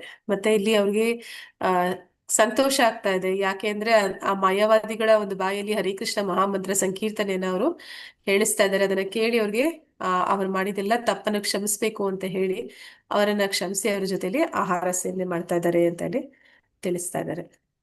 ಶ್ಲೋಕ 152. ಭಿಕ್ಷಾಕರಿ ಮಹಾಪ್ರಭು ಆಯಿಲ ವಾಸಗರ, ಹೇನ ಚಿತ್ರ ಲೀಲಾ ಕರೆ ಗೌರಾಂಗ ಸುಂದರ. ಸ್ವಯಂ ಪ್ರಭಾ ಮಾತಾಜಿ, ಸ್ವಯಂ ಪ್ರಭಾ ಮಾತಾಜಿ ಓದಿ. ಸ್ವಯಂ ಪ್ರಭಾ ಮಾತಾಜಿ ಅನ್ಮ್ಯೂಟ್ ಮಾಡ್ಕೊಳ್ಳಿ. ಉಮಾ ಮಾತಾಜಿ ಓದಿ. ಉಮಾ ಕುಲಕರ್ಣಿ ಮಾತಾಜಿ ಓದಿ. ಯಾರು ಮಾತಾಜಿ? ನಾನು ಉಮಾ ಕುಲಕರ್ಣಿ ಮಾತಾಜಿ. ಉಮಾ ಕುಲಕರ್ಣಿ ಮಾತಾಜಿ ಓದ್ತಿರ ಮಾತಾಜಿ. ಉಮಾ ದೇವಿ ಮಾತಾಜಿ ಓದಿ. ಉಮಾ ದೇವಿ ಮಾತಾಜಿ ಓದಿ. ಹರೇ ಮಾತಾಜಿ. ಶ್ಲೋಕ 152. ಭಿಕ್ಷಾಕಾರಿ ಮಹಾಪ್ರಭು ಆಯಿಲಾಮ ವಾಸಗರ, ಏನ ಚಿತ್ರ ಲೀಲಾಕಾರೆ ಘೋರಂಗ ಸುಂದರ. ಭಿಕ್ಷಾ ಬೇರೆಯವರಿಂದ ಆಹಾರವನ್ನು ಸ್ವೀಕರಿಸುವುದು. ಮಹಾಪ್ರಭು ಪ್ರಭು ಚೈತನ್ಯ ಆಯಿಲ ಹಿಂದಿರುಗಿದರು. ವಾಸಗರ ತಮ್ಮ ಮನೆಗೆ. ಏನ ಹೀಗೆ ಚಿತ್ರ ಲೀಲಾ ಅದ್ಭುತ ಲೀಲೆಗಳು ಕರೆ ಮಾಡುತ್ತಾರೆ. ಗೌರಾಂಗ ಶ್ರೀ ಚೈತನ್ಯ ಮಹಾಪ್ರಭುಗಳು ಸುಂದರ, ಬಹಳ ಸುಂದರವಾದ. ಅನುವಾದ ಶ್ರೀಲ ಬಹುಪಾದರಿಗೆ ಜಯವಾಗಲಿ. ಮಾಯಾವಾದಿ ಸನ್ಯಾಸಿಗಳ ಜೊತೆಯಲ್ಲಿ ಆಹಾರವನ್ನು ಸೇವಿಸಿದ ಮೇಲೆ ಗೌರ ಸುಂದರ ಎಂದು ಹೆಸರಾಗಿದ್ದ ಶ್ರೀ ಚೈತನ್ಯ ಮಹಾಪ್ರಭುಗಳು ತಮ್ಮ ಮನೆಗೆ ಹಿಂದಿರುಗಿದರು. ಹೀಗೆ ಪ್ರಭುಗಳು ತಮ್ಮ ಅದ್ಭುತ ಲೀಲೆಗಳನ್ನು ಪ್ರದರ್ಶಿಸುತ್ತಾರೆ. ಹರೇ ಕೃಷ್ಣ ಮಾತಾಜಿ, ಧನ್ಯವಾದಗಳು. ಧನ್ಯವಾದಗಳು ಮಾತಾಜಿ. ಹರೇ ಕೃಷ್ಣ. ಶ್ಲೋಕ 152. ಅನುವಾದ ಪ್ರಭುಪಾದರಿಂದ ಪ್ರಭುಪಾದರಿಗೆ ಜಯವಾಗಲಿ. ನಾವು ನೋಡ್ತೀವಿ ಹಿಂದಿನ ಶ್ಲೋಕದಲ್ಲಿ ಅವರು ಹೇಳ್ತಾ ಇದ್ದಾರೆ, ಭಗವಂತನಿಗೆ ನೈವೇದ್ಯ ಆಗದೆ ಇರುವಂತ ಆಹಾರವನ್ನು ಅವ್ರು ಸ್ವೀಕಾರ ಮಾಡಿದ್ರು ಅಂತ. ಭಗವಂತ ಸ್ವಯಂ ಚೈತನ್ಯ ಮಹಾಪ್ರಭುಗಳು ಕೃಷ್ಣನ ಅವತಾರ, ಅವರೇ ಅಲ್ಲಿ ಕೂತಿರ್ಬೇಕಾದ್ರೆ ಅವರು ಏನನ್ನ ಅವ್ರ ಜೊತೆಲಿ ಆಹಾರ ಸ್ವೀಕಾರ ಮಾಡಿದ್ರು ಅದು ಕೂಡ ನಿಜವಾಗ್ಲೂ ನೈವೇದ್ಯ ಆಗಿದೆ ಅಂತಾನೆ ನಾವು ತಿಳಿಬೇಕು. ಇಲ್ಲಿ ಮಾಯಾವಾದಿ ಸನ್ಯಾಸಿಗಳ ಜೊತೆನಲ್ಲಿ ಆಹಾರ ಅವರು ಸೇವಿಸಿದ್ರು. ಆಮೇಲೆ ಗೌರಸುಂದರ ಎಂದು ಹೆಸರಾಗಿದ್ದ ಚೈತನ್ಯ ಮಹಾಪ್ರಭುಗಳು ತಮ್ಮ ಮನೆಗೆ ಹಿಂದಿರುಗಿ ಬರ್ತಾರೆ. ಹೀಗೆ ಪ್ರಭುಗಳು ತಮ್ಮ ಅದ್ಭುತ ಲೀಲೆಗಳನ್ನ ಪ್ರದರ್ಶನ ಮಾಡಿದ್ರು. ಅಂದ್ರೆ ಅವರನ್ನ ಆಕರ್ಷಣೆ ಮಾಡುವಂಥದ್ದು. ಮಾಯಾವಾದಿಗಳಿಗೆ ಬೇಕಾಗಿರುವಂತದ್ದು ಆ ಪ್ರಭೆಯನ್ನ ತೋರಿಸಿ ಅವರನ್ನ ಆಕರ್ಷಿಸ್ತಾರೆ. ನಂತರ ಅವರ ಜೊತೆಯಲ್ಲಿ ಕೂತು ವೇದಾಂತ ಸೂತ್ರಗಳ ಬಗ್ಗೆ, ಅದರ ಒಂದು ನಿಜವಾದ ವೈಷ್ಣವ ತತ್ವದ ಆಧಾರದ ಮೇಲೆ ಅದಕ್ಕೆ ವ್ಯಾಖ್ಯಾನಗಳನ್ನ ತಿಳಿಸಿ ಅವರಲ್ಲಿ ಆ ಜ್ಞಾನವನ್ನ ತುಂಬುತ್ತಾರೆ. ಮತ್ತೆ ಅವರಲ್ಲಿ ಭಗವಂತನಲ್ಲಿ ಭಕ್ತಿಯನ್ನ ಕೂಡ ಕೊಟ್ಟು ಆ ಸಂಕೀರ್ತನೆಯನ್ನ ಮಾಡಿಸ್ತಾರೆ. ಮತ್ತೆ ಅವರ ಜೊತೆಯಲ್ಲಿ ಕೂತು ಆಹಾರ ಸೇವನೆ ಮಾಡೋದ್ರಿಂದ ಅವರ ಯಾರು ಮಾಯಾವಾದಿಗಳು ಏನು ಆಹಾರ ಸ್ವೀಕಾರ ಮಾಡಿದ್ರು ಅವರು ಕೂಡ ವಾಸ್ತವದಲ್ಲಿ ಆ ಭಗವಂತನ ಪ್ರಸಾದವನ್ನೇ ಸ್ವೀಕಾರ ಮಾಡಿದ್ದಾರೆ. ಹೀಗೆ ಪ್ರಭುಗಳು ಅನೇಕ ಅದ್ಭುತ ಲೀಲೆಗಳನ್ನ ಮಾಡಿದ್ದಾರೆ. ನಂತರ ಅವರು ಮನೆಗೆ ಹಿಂದಿರುಗಿದ್ದಾರೆ ಅಂತ ನೋಡ್ತಾ ಇದ್ವಿ. ಶ್ಲೋಕ 153. ಚಂದ್ರಶೇಖರ ತಪನ ಮಿಶ್ರ ಆರ ಸನಾತನ ಶೂನಿದೇಕಿ ಆನಂದಿತ ಸಭಾಕರ ಮನ. ಉಮಾ ಮಾತಾಜಿ ಹರೇ ಕೃಷ್ಣ ಮಾತಾಜಿ. ಓದಿ ಮಾತಾಜಿ. ಶ್ಲೋಕ 153. ಚಂದ್ರಶೇಖರ ತಪನ ಮಿಶ್ರ ಆರ ಸನಾತನ ಶುನಿದೇಕಿ ಆನಂದಿತ ಸಭಕಾರ ಮನ. ಚಂದ್ರಶೇಖರ ತಪನ ಮಿಶ್ರ ಆರ ಮತ್ತು ಸನಾತನ ಶುನಿ ಕೇಳಿ ದೇಕಿ ನೋಡಿ ಆನಂದಿತ ಬಹಳ ಸಂತೋಷಗೊಂಡರು ಸಭಾಕಾರ ಅವರೆಲ್ಲರ ಮನಸ್ಸುಗಳು. ಅನುವಾದ ಭಾವಾರ್ಥ ಪ್ರಭುಪಾದರಿಂದ ಪ್ರಪಾತಿದೆ. ಶ್ರೀ ಚೈತನ್ಯ ಮಹಾಪ್ರಭುಗಳ ವಾದಗಳನ್ನು ಕೇಳಿ ಮತ್ತು ಅವರ ವಿಜಯವನ್ನು ನೋಡಿ ಚಂದ್ರಶೇಖರ ತಪನ ಮಿಶ್ರ ಮತ್ತು ಸನಾತನ ಗೋಸ್ವಾಮಿಯವರಿಗೆಲ್ಲ ಬಹಳ ಸಂತೋಷವಾಯಿತು. ಭಾವಾರ್ಥ: ಸನ್ಯಾಸಿಯು ಹೇಗೆ ಬೋಧಿಸಬೇಕು ಎನ್ನುವುದಕ್ಕೆ ಇಲ್ಲಿ ಒಂದು ಉದಾಹರಣೆ ಇದೆ. ಶ್ರೀ ಚೈತನ್ಯ ಮಹಾಪ್ರಭುಗಳು ವಾರಣಾಸಿಗೆ ಹೋದಾಗ ಒಬ್ಬಂಟಿಯಾಗಿ ಹೋದರು, ದೊಡ್ಡ ತಂಡದೊಡನೆ ಅಲ್ಲ. ಸ್ಥಳೀಯವಾಗಿ ಅವರು ಚಂದ್ರಶೇಖರ ಮತ್ತು ತಪನ ಮಿಶ್ರರೊಡನೆ ಗೆಳೆತನ ಮಾಡಿಕೊಂಡರು. ಅವರನ್ನು ನೋಡಲು ಸನಾತನ ಗೋಸ್ವಾಮಿಗಳು ಬರುತ್ತಿದ್ದರು. ಆದ್ದರಿಂದ ಅವರು ಅಲ್ಲಿ ಹೆಚ್ಚು ಜನ ಸ್ನೇಹಿತರನ್ನು ಮಾಡಿಕೊಳ್ಳದಿದ್ದರೂ ತಮ್ಮ ಪ್ರಮಾಣಭೂತವಾದ ವಾದಗಳಿಂದ ಮತ್ತು ಸ್ಥಳೀಯ ಸನ್ಯಾಸಿಗಳೊಡನೆ ನಡೆಸಿದ ವಾದಗಳಲ್ಲಿ ಗೆದ್ದದ್ದರಿಂದ ದೇಶದ ಆ ಭಾಗದಲ್ಲಿ ಬಹಳ ಪ್ರಖ್ಯಾತರಾದರು. ಇದನ್ನು ಮುಂದಿನ ಶ್ಲೋಕದಲ್ಲಿ ವಿವರಿಸಲಾಗಿದೆ. ಹರೇ ಕೃಷ್ಣ ಮಾತಾಜಿ. ಹರೇ ಕೃಷ್ಣ. ಧನ್ಯವಾದಗಳು ಮಾತಾಜಿ. ಹರೇ ಕೃಷ್ಣ. ಶ್ಲೋಕ 153. ಅನುವಾದ ಭಾವಾರ್ಥ ಪ್ರಭುಪಾದರಿಂದ ಪ್ರಭುಪಾದರಿಗೆ ಜಯವಾಗಲಿ. ಈಗ ಚೈತನ್ಯ ಮಹಾಪ್ರಭುಗಳು ನಮ್ಗೆಲ್ಲರಿಗೂ ಒಂದು ಉದಾಹರಣೆ ತೋರಿಸ್ತಾ ಇದ್ದಾರೆ, ಹೇಗೆ ಸನ್ಯಾಸಿ ಆದವನು ಪ್ರಪಂಚದಲ್ಲಿ ಅಂದ್ರೆ ಸಮಾಜದಲ್ಲಿ ಒಂದು ಭಕ್ತಿ ಲತೆಯನ್ನ ಅದ್ರ ಬೀಜವನ್ನ ಬಿತ್ತಿ ಅದನ್ನ ಹೇಗೆ ಬೆಳೆಸ್ಬೋದು ಅನ್ನುವಂಥದ್ದನ್ನ ಅಂದ್ರೆ ಅವರು ವಾದ ಮಾಡಿದ್ರು. ಅವರ ಜೊತೆಯಲ್ಲಿ ವಾದ ಮಾಡಿ ಜಯವನ್ನು ಕೂಡ ಗಳಿಸಿದ್ದಾರೆ. ಅಷ್ಟೊಂದು ಜನ ಅಂದ್ರೆ 10,000 ಜನ ಇದ್ರು ಅಂತ ಹೇಳ್ತಾರೆ. ಪ್ರಕಾಶಾನಂದ ಸರಸ್ವತಿ ಅವರ ಅನುಯಾಯಿಗಳು. ಅಷ್ಟು ಜನರು ಈಗ ಚೈತನ್ಯ ಮಹಾಪ್ರಭುಗಳ ಅನುಯಾಯಿಗಳಾಗ್ತಾರೆ. ಮತ್ತೆ ಅದು ಅವರಿಗೆ ಸಿಕ್ಕಿದಂತಹ ಜಯ. ಅಂತಹ ಸಮಯದಲ್ಲಿ ಆ ಪ್ರದೇಶದಲ್ಲಿ ಎಲ್ಲರಿಗೂ ಅಂದ್ರೆ ಚೈತನ್ಯ ಮಹಾಪ್ರಭುಗಳು ತುಂಬಾ ಅಲ್ಲಿ ಏನಂತ ಹೇಳ್ತಾರೆ, ಕೀರ್ತಿಯನ್ನ ಗಳಿಸ್ತಾರೆ. ಸನ್ಯಾಸಿ ಹೇಗೆ ಅವನು ಬೋಧಿಸ್ಬೇಕು ಅನ್ನೋದನ್ನ, ಪ್ರಚಾರ ಹೇಗೆ ಮಾಡ್ಬೇಕು ಅನ್ನೋದನ್ನ ಇಲ್ಲಿ ಒಂದು ಉದಾಹರಣೆಯನ್ನ ಇಲ್ಲಿ ಸ್ವಯಂ ಚೈತನ್ಯ ಮಹಾಪ್ರಭುಗಳೇ ನಮ್ಗೆ ತಿಳಿಸ್ಕೊಟ್ಟಿದ್ದಾರೆ. ಶ್ರೀ ಚೈತನ್ಯ ಮಹಾಪ್ರಭುಗಳು ವಾರಣಾಸಿಗೆ ಹೋಗ್ತಾರೆ. ಹಾಗೆ ಹೋದಾಗ ಅವರು ಅವರ ಎಲ್ಲ ಸಂಗಡಿಗರನ್ನ ಕರ್ಕೊಂಡು ಹೋಗೋದಿಲ್ಲ, ಅವರು ಒಬ್ಬಂಟಿಯಾಗಿ ಅಲ್ಲಿಗೆ ಹೋಗ್ತಾರೆ. ಹೋದಂತಹ ಸಂದರ್ಭದಲ್ಲಿ ಅಲ್ಲಿ ಅವ್ರಿಗೆ ಚಂದ್ರಶೇಖರ ಮತ್ತೆ ತಪನ ಮಿಶ್ರ ಇವರ ಒಂದು ಪರಿಚಯ ಆಗುತ್ತೆ, ಗೆಳೆತನ ಆಗುತ್ತೆ. ಮತ್ತೆ ಅವರು ಅವರನ್ನ ಸ್ನೇಹದಿಂದ ಕಾಣ್ತಾರೆ. ಮತ್ತೆ ಅವರು ಆಗಿರ್ತಾರೆ. ಮತ್ತೆ ಇಲ್ಲಿ ಸನಾತನ ಗೋಸ್ವಾಮಿಗಳು ಕೂಡ ಅವರನ್ನ ಅಲ್ಲಿ ವಾರಣಾಸಿಗೆ ಭೇಟಿ ಮಾಡೋದಕ್ಕೆ ಹೋಗ್ತಾ ಇರ್ತಾರೆ. ಅಂದ್ರೆ ಅಲ್ಲಿ ವಾರಣಾಸಿಯಲ್ಲಿ ಸನಾತನ ಗೋಸ್ವಾಮಿಗಳು ಚೈತನ್ಯ ಮಹಾಪ್ರಭುಗಳನ್ನ ಭೇಟಿಯಾಗುವಂಥದ್ದು. ಹೀಗೆ ಇವರು ಮೂವರು ಕೂಡ ಅವರ ಮೊದಲಿನಿಂದ ಶಿಷ್ಯರು ಅಥವಾ ಅನುಯಾಯಿಗಳು ಅವ್ರ ಜೊತೆಯಲ್ಲಿ ಬಂದಿದ್ರು ಅಂತಲ್ಲ, ಆ ಸ್ಥಳಕ್ಕೆ ಹೋದ್ಮೇಲೆ ಇವರೆಲ್ಲರೂ ಕೂಡ ಅವರಿಗೆ ಭೇಟಿ ಮಾಡಿರುವಂಥದ್ದು. ಆದ್ದರಿಂದ ಅಲ್ಲಿ ಅವರು ಹೆಚ್ಚು ಜನ ಸ್ನೇಹಿತರನ್ನ ಮಾಡ್ಕೊಂಡಿರ್ಲಿಲ್ಲ. ಆದ್ರೂ ಕೂಡ ಅಲ್ಲಿ ಬಂದಂತಹ ಮಾಯಾವಾದಿಗಳಿಗೆ ಅವರು ಹೇಗೆ ಒಂದು ವಾದಗಳನ್ನ ಮಾಡಿದ್ರು, ಮತ್ತೆ ಆ ಒಂದು ವೈಷ್ಣವ ತತ್ವಗಳನ್ನ ಅವ್ರಿಗೆ ತಿಳಿಸ್ಕೊಟ್ರು, ಅದರ ಮಹತ್ವವನ್ನ ಅವ್ರಿಗೆ ಹೇಳ್ಕೊಟ್ರು. ಆಗ ಅವರು ಆ ಒಂದು ವಾದದಿಂದ ಅವರ ಮನಸ್ಸನ್ನ ಗೆಲ್ತಾರೆ. ಆ ಗೆದ್ದ ಒಂದು ಕಾರಣದಿಂದ ದೇಶದ ಆ ಪ್ರದೇಶಗಳಲ್ಲಿ ತುಂಬಾ ಪ್ರಖ್ಯಾತಿಯನ್ನ, ಕೀರ್ತಿಯನ್ನ ಚೈತನ್ಯ ಮಹಾಪ್ರಭುಗಳು ಪಡಿತಾರೆ ಅನ್ನೋದ್ರಲ್ಲಿ ಹೇಳ್ತಾ ಮುಂದುವರಿಸ್ತಾ ಇದ್ದಾರೆ. ಶ್ಲೋಕ 154. प्रभु के दीकीते आई से सकल सन्यासी प्रभुर प्रशंसा करे सब वाराणसी. ಸ್ವಯಂ ಪ್ರಭಾ ಮಾತಾಜಿ ಅನ್ಮ್ಯೂಟ್ ಮಾಡ್ಕೊಳ್ಳಿ. ಹರೇ ಕೃಷ್ಣ ಮಾತಾಜಿ. ನಾ ಹೊರಗಡೆ ಇದ್ದೀನಿ, ಕೇಳಿಸ್ಕೊತಾ ಇದ್ದೀನಿ ಮಾತಾಜಿ. Thank you Mataji. ಹರೇ ಕೃಷ್ಣ ಮಾತಾಜಿ. ಸಾಯಿ ಲಕ್ಷ್ಮಿ ಮಾತಾಜಿ. ಹರೇ ಕೃಷ್ಣ ಮಾತಾಜಿ. ಓದಿ ಮಾತಾಜಿ. ಶ್ಲೋಕ 154. ಪ್ರಭು ಕೆ ದೇಖಾತೆ आई से सकल सन्यासी प्रभुರ ಪ್ರಶಂಸಾ करे सब ವಾರಣಾಸಿ. ಪ್ರಭುಕ್ಕೆ ಚೈತನ್ಯ ಮಹಾಪ್ರಭುಗಳಿಗೆ ದೇಖತೆ ನೋಡಲು ಆಯಿಸೆ ಅವರು ಬಂದರು. ಸಕಲ ಎಲ್ಲ ಸನ್ಯಾಸಿ ಮಾಯಾವಾದಿ ಸನ್ಯಾಸಿಗಳು ಪ್ರಭುರ ಚೈತನ್ಯ ಮಹಾಪ್ರಭುಗಳ ಪ್ರಶಂಸಾ ಹೊಗಳಿಕೆ ಕರೆ ಮಾಡಿದರು. ಸಭಾ ಎಲ್ಲ ವಾರಣಾಸಿ ನಗರ. ಅನುವಾದ: ಈ ಪ್ರಸಂಗದ ಅನಂತರ ವಾರಣಾಸಿಯ ಅನೇಕ ಮಾಯಾವಾದಿ ಸನ್ಯಾಸಿಗಳು ಪ್ರಭುಗಳನ್ನು ನೋಡಬಂದರು. ಇಡೀ ನಗರವೇ ಅವರನ್ನು ಕೊಂಡಾಡಿತ್ತು. ಹರೇ ಕೃಷ್ಣ ಮಾತಾಜಿ, ಧನ್ಯವಾದಗಳು. ಧನ್ಯವಾದಗಳು ಮಾತಾಜಿ. ಶ್ಲೋಕ 154. ಅಂದ್ರೆ ಈ ಎಲ್ಲ ಒಂದು ಏನು ಪ್ರಸಂಗ ನಡೀತು ಅಂದ್ರೆ ಆ ಒಂದು ಮಾಯಾವಾದಿ ಸನ್ಯಾಸಿಗಳ ಜೊತೆಯಲ್ಲಿ ಹೇಗೆ ಅವರು ಎಲ್ಲ ಒಂದು ವಾಗ್ವಾದ ನಡೀತು, ಮತ್ತೆ ಅವರು ವೇದಾಂತ ಸೂತ್ರದ ವ್ಯಾಖ್ಯಾನಗಳ ಬಗ್ಗೆ ತಿಳಿಸ್ಕೊಟ್ರು. ಇದೆಲ್ಲ ಅವ್ರ ಗೆಲುವಾಯ್ತು, ಚೈತನ್ಯ ಮಹಾಪ್ರಭುಗಳ ಗೆಲುವಾಯ್ತು. ಈ ಒಂದು ವಿಷಯ ಅಲ್ಲಿ ವಾರಣಾಸಿಯಾದ್ಯಂತ ಎಲ್ಲಾ ಕಡೆ ಹಬ್ಬಿತು.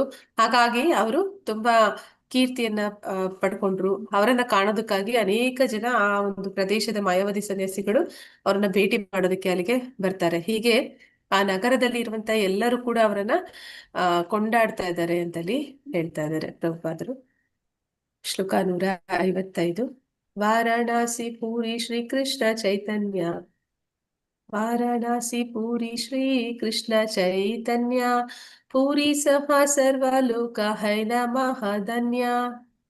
ಹವೇನೆ ಕಕ್ಕಿಯದೆ ಮಾತಾಜಿ, ಹವೇನೆ ಮಾತಾಜಿ. ಮಾತಾಜಿ, ನಂದು ಸ್ಪೆಕ್ಸ್ ಸ್ವಲ್ಪ ಪ್ರಾಬ್ಲಮ್ ಇದೆ, ಓದೋದ್ ಕಷ್ಟ ಆಗತ್ತೇನೋ ಅಂತೀನಿ. ಓಕೆ ಮಾತಾಜಿ, ಅದಕ್ಕೆ ದಯವಿಟ್ಟು ಕ್ಷಮಿಸ್ಬೇಕು ಮಾತಾಜಿ. Thank you Mataji. ಎ ಮಂಜುಳಾ ಮಾತಾಜಿ, ಎ ಮಂಜುಳಾ ಮಾತಾಜಿ ಅನ್ಮ್ಯೂಟ್ ಮಾಡ್ಕೊಳ್ಳಿ. ದೀಪಾ ಮಾತಾಜಿ, ದೀಪಾ ಮಾತಾಜಿ. ಹರೇ ಕೃಷ್ಣ ಮಾತಾಜಿ. 155 ಶ್ಲೋಕ. ಓಕೆ ಮಾತಾಜಿ. ಶ್ಲೋಕ 155. ವಾರಣಾಸಿ ಪೂರಿ ಶ್ರೀಕೃಷ್ಣ ಚೈತನ್ಯ, ಪೂರಿ ಸಾಹ ಸರ್ವ ಲೋಕ ಹೈಲೆ ಮಹಾಧ್ಯಾನಂ. ವಾರಣಾಸಿ ಎಂಬ ಹೆಸರಿನ ಪುರಿ ನಗರ ಅಹಿಲ ಬಂದಿತು. ಶ್ರೀ ಕೃಷ್ಣ ಚೈತನ್ಯ ಶ್ರೀ ಚೈತನ್ಯ ಮಹಾಪ್ರಭುಗಳು ಪುರಿ ನಗರ ಸಹ ಜೊತೆ ಸರ್ವಲೋಕ ಎಲ್ಲ ಜನರು ಹೈಲೆ ಆದರು. ಮಹಾಧ್ಯಾನ ಕೃತಜ್ಞಾನ ಪೂರ್ವಕ. ಅನುವಾದ ಶೀಲ ಪ್ರಭುಪಾದರಿಂದ. ಶೀಲ ಪ್ರಭುಪಾದರಿಗೆ ಜಯವಾಗಲಿ. ಶ್ರೀ ಚೈತನ್ಯ ಮಹಾಪ್ರಭುಗಳು ವಾರಾಣಸಿಯ ನಗರವನ್ನು ಸಂದರ್ಶಿಸಿದ್ದರು. ಅಲ್ಲಿನ ಜನರೆಲ್ಲ ಬಹಳ ಕೃತಜ್ಞರಾಗಿದ್ದರು. ಹರೇ ಕೃಷ್ಣ. ಸ್ವಲ್ಪ ಸ್ಕಾಲ್ ಮಾಡ್ತೀರಾ ಮಾತಾಜಿ? ಅಷ್ಟೇ ಮಾತಾಜಿ. ಹರೇ ಕೃಷ್ಣ. ಧನ್ಯವಾದಗಳು. ಧನ್ಯವಾದಗಳು ಮಾತಾಜಿ. ಹರೇ ಕೃಷ್ಣ. ಶ್ಲೋಕ 155. ಅನುವಾದ ಪ್ರಭುಪಾದರಿಂದ. ಪ್ರಭುಪಾದರಿಗೆ ಜಯವಾಗ್ಲಿ. ಇಲ್ಲಿ ಶ್ರೀ ಚೈತನ್ಯ ಮಹಾಪ್ರಭುಗಳು ವಾರಣಾಸಿಯ ನಗರವನ್ನ ಸಂದರ್ಶಿಸಿದ್ರು. ಅಲ್ಲಿ ತಪನ ಮಿಶ್ರ, ಚಂದ್ರಶೇಖರ ಮತ್ತೆ ಸನಾತನ ಗೋಸ್ವಾಮಿ ಇವರನ್ನೆಲ್ಲ ಭೇಟಿಯಾದ್ರು. ಅಷ್ಟೇ ಅಲ್ಲ, ಅಲ್ಲಿದ್ದಂತಹ ಎಲ್ಲ ಪ್ರಕಾಶಾನಂದ ಸರಸ್ವತಿ ಅಂದ್ರೆ ಪ್ರಕಾಶಾನಂದ ಸರಸ್ವತಿ ಮಾಯಾವಾದಿ ಸನ್ಯಾಸಿಗಳ ಎಲ್ಲ ಅನುಯಾಯಿಗಳನ್ನು ಕೂಡ ಅವರು ಆಕರ್ಷಿಸಿದ್ರು. ಮತ್ತೆ ಅವರೆಲ್ಲರೂ ಕೂಡ ಈಗ ಚೈತನ್ಯ ಮಹಾಪ್ರಭುಗಳ ಅನುಯಾಯಿಗಳಾದ್ರು. ಹೀಗಾಗಿ ಆ ವಾರಣಾಸಿಯ ಜನ ಎಲ್ಲರೂ ಕೂಡ ಅವರ ಒಂದು ಏನು ಕೀರ್ತಿ ಎನ್ನುವಂಥದ್ದು ಅಲ್ಲಿ ಹಬ್ಬಿತ್ತು. ಹಾಗಾಗಿ ಅವರನ್ನ ಸಂದರ್ಶಿಸೋದಕ್ಕಾಗಿ ಬಂದ್ರು. ಮತ್ತೆ ಸಂದರ್ಶಿಸಿದ ಜನರೆಲ್ಲರೂ ಕೂಡ ಭಗವಂತನ ಒಂದು ದರ್ಶನವನ್ನ, ಕೃಪೆಯನ್ನ ಪಡಿತಾ ಇದ್ದಾರೆ, ಭಗವಂತನ ಒಂದು ಸಂಪರ್ಕವನ್ನ ಪಡಿತಾ ಇದ್ದಾರೆ. ಹಾಗಾಗಿ ಅವರೆಲ್ಲರೂ ಕೂಡ ಕೃತಜ್ಞರಾಗ್ತಾ ಇದ್ದಾರೆ ಅಂತ ಇಲ್ಲಿ ಹೇಳ್ತಾ ಇದ್ದಾರೆ. ಅವರೆಲ್ಲರಿಗೂ ಕೂಡ ಆನಂದ ಸಿಗ್ತಾ ಇದೆ, ಭಗವಂತನ ದರ್ಶನ ಸಿಗ್ತಾ ಇದೆ, ಅವನ ಒಂದು ಏನಂತ ಹೇಳ್ತಾರೆ ಸಂಪರ್ಕ ಆಗ್ತಾ ಇದೆ. ಹಾಗಾಗಿ ಅವನ ಒಂದು ಜ್ಞಾನ ಏನು ಅಲ್ಲಿ ವಾರಣಾಸಿ ಜನರಿಗೆ ಅವ್ರು ನೀಡಿದ ಇದೆಲ್ಲದರಿಂದ ಅವರು ಅಲ್ಲಿದ್ದಂತಹ ಜನ ಭಗವಂತನಿಗೆ ತುಂಬಾ ಕೃತಜ್ಞತರಾಗಿದ್ರು ಅಂತ ಅಲ್ಲಿ ತಿಳಿಸ್ತಾ ಇದ್ದಾರೆ. ಇಲ್ಲಿಗೆ ನಿಲ್ಲಿಸೋಣ. ವಾಂಛಾಕಲ್ಪತರ ವಿಶ್ವ ಕೃಪಾ ಸಿಂಧುಭ್ಯ ಏವ ಚ ಪತಿತನಾಂ ಪಾವನೇಭ್ಯೋ ವೈಷ್ಣವೇಭ್ಯೋ ನಮೋ ನಮಃ. ಅನಂತ ಕೋಟಿ ವೈಷ್ಣವೃದ್ಧಿ ಕಿ ಜಯ. ನಾಮಾಚಾರಿ ಹರಿದಾಸ್ ಠಾಕೂರ್ ಕಿ ಜಯ. ಇಲ್ಲಿ ನೆರೆದಿರುವಂತ ಎಲ್ಲ ಭಕ್ತರಿಗೂ ಜಯ. ಹರೇ ಕೃಷ್ಣ. ತಪ್ಪಿದ್ದಲ್ಲಿ ಕ್ಷಮಿಸಿ. ಹರೇ ಕೃಷ್ಣ. ಏನಾದ್ರೂ ಸರಿಪಡಿಸೋದು ಇದ್ರೆ ಹೇಳ್ಬೋದು. ಧನ್ಯವಾದಗಳು. ಧನ್ಯವಾದಗಳು ಮಾತಾಜಿ. ಹರೇ ಕೃಷ್ಣ. ಹರೇ ಕೃಷ್ಣ. ಧನ್ಯವಾದಗಳು ಮಾತಾಜಿ. ದಂಡೋಣ Mataji. Hare Krishna Mataji. Hare Krishna. Pranams Mataji. Hare Krishna Mataji. Thank you so much. ಧನ್ಯವಾದಗಳು. ಧನ್ಯವಾದಗಳು ಮಾತಾಜಿ. ಹರೇ ಕೃಷ್ಣ. ಎಲ್ಲರದು ಅಟೆಂಡೆನ್ಸ್ ಆಗಿದ್ರೆ ಎಕ್ಸಿಟ್ ಆಗ್ತೀನಿ ಮಾತಾಜಿ. ಧನ್ಯವಾದಗಳು ಮಾತಾಜಿ. ಹರೇ ಕೃಷ್ಣ. ಧನ್ಯವಾದಗಳು ಮಾತಾಜಿ. ಹರೇ ಕೃಷ್ಣ ಮಾತಾಜಿ, ಧನ್ಯವಾದಗಳು ಮಾತಾಜಿ. ಮೀಟಿಂಗ್ ಎಂಡ್ ಮಾಡಬಹುದು ಮಾತಾಜಿ. ಹಾ ಮಾತಾಜಿ, ಎಲ್ಲರಿಗೂ ತುಂಬಾ ತುಂಬಾ ಧನ್ಯವಾದಗಳು. ಅವಕಾಶ ಕೊಟ್ಟಿದ್ದಕ್ಕೆ ನಾಗವೇಣಿ ಮಾತಾಜಿ, ನಿಮ್ಗೂ ಧನ್ಯವಾದಗಳು. ಹರೇ ಕೃಷ್ಣ ಮಾತಾಜಿ. ಹರೇ ಕೃಷ್ಣ ಮಾತಾಜಿ, ತುಂಬಾ ತುಂಬಾ ಧನ್ಯವಾದಗಳು. ಅಷ್ಟು ಬಿಸಿಯಲ್ಲಿ ಕೂಡ ಮಾಡಿದ್ರಲ್ಲ.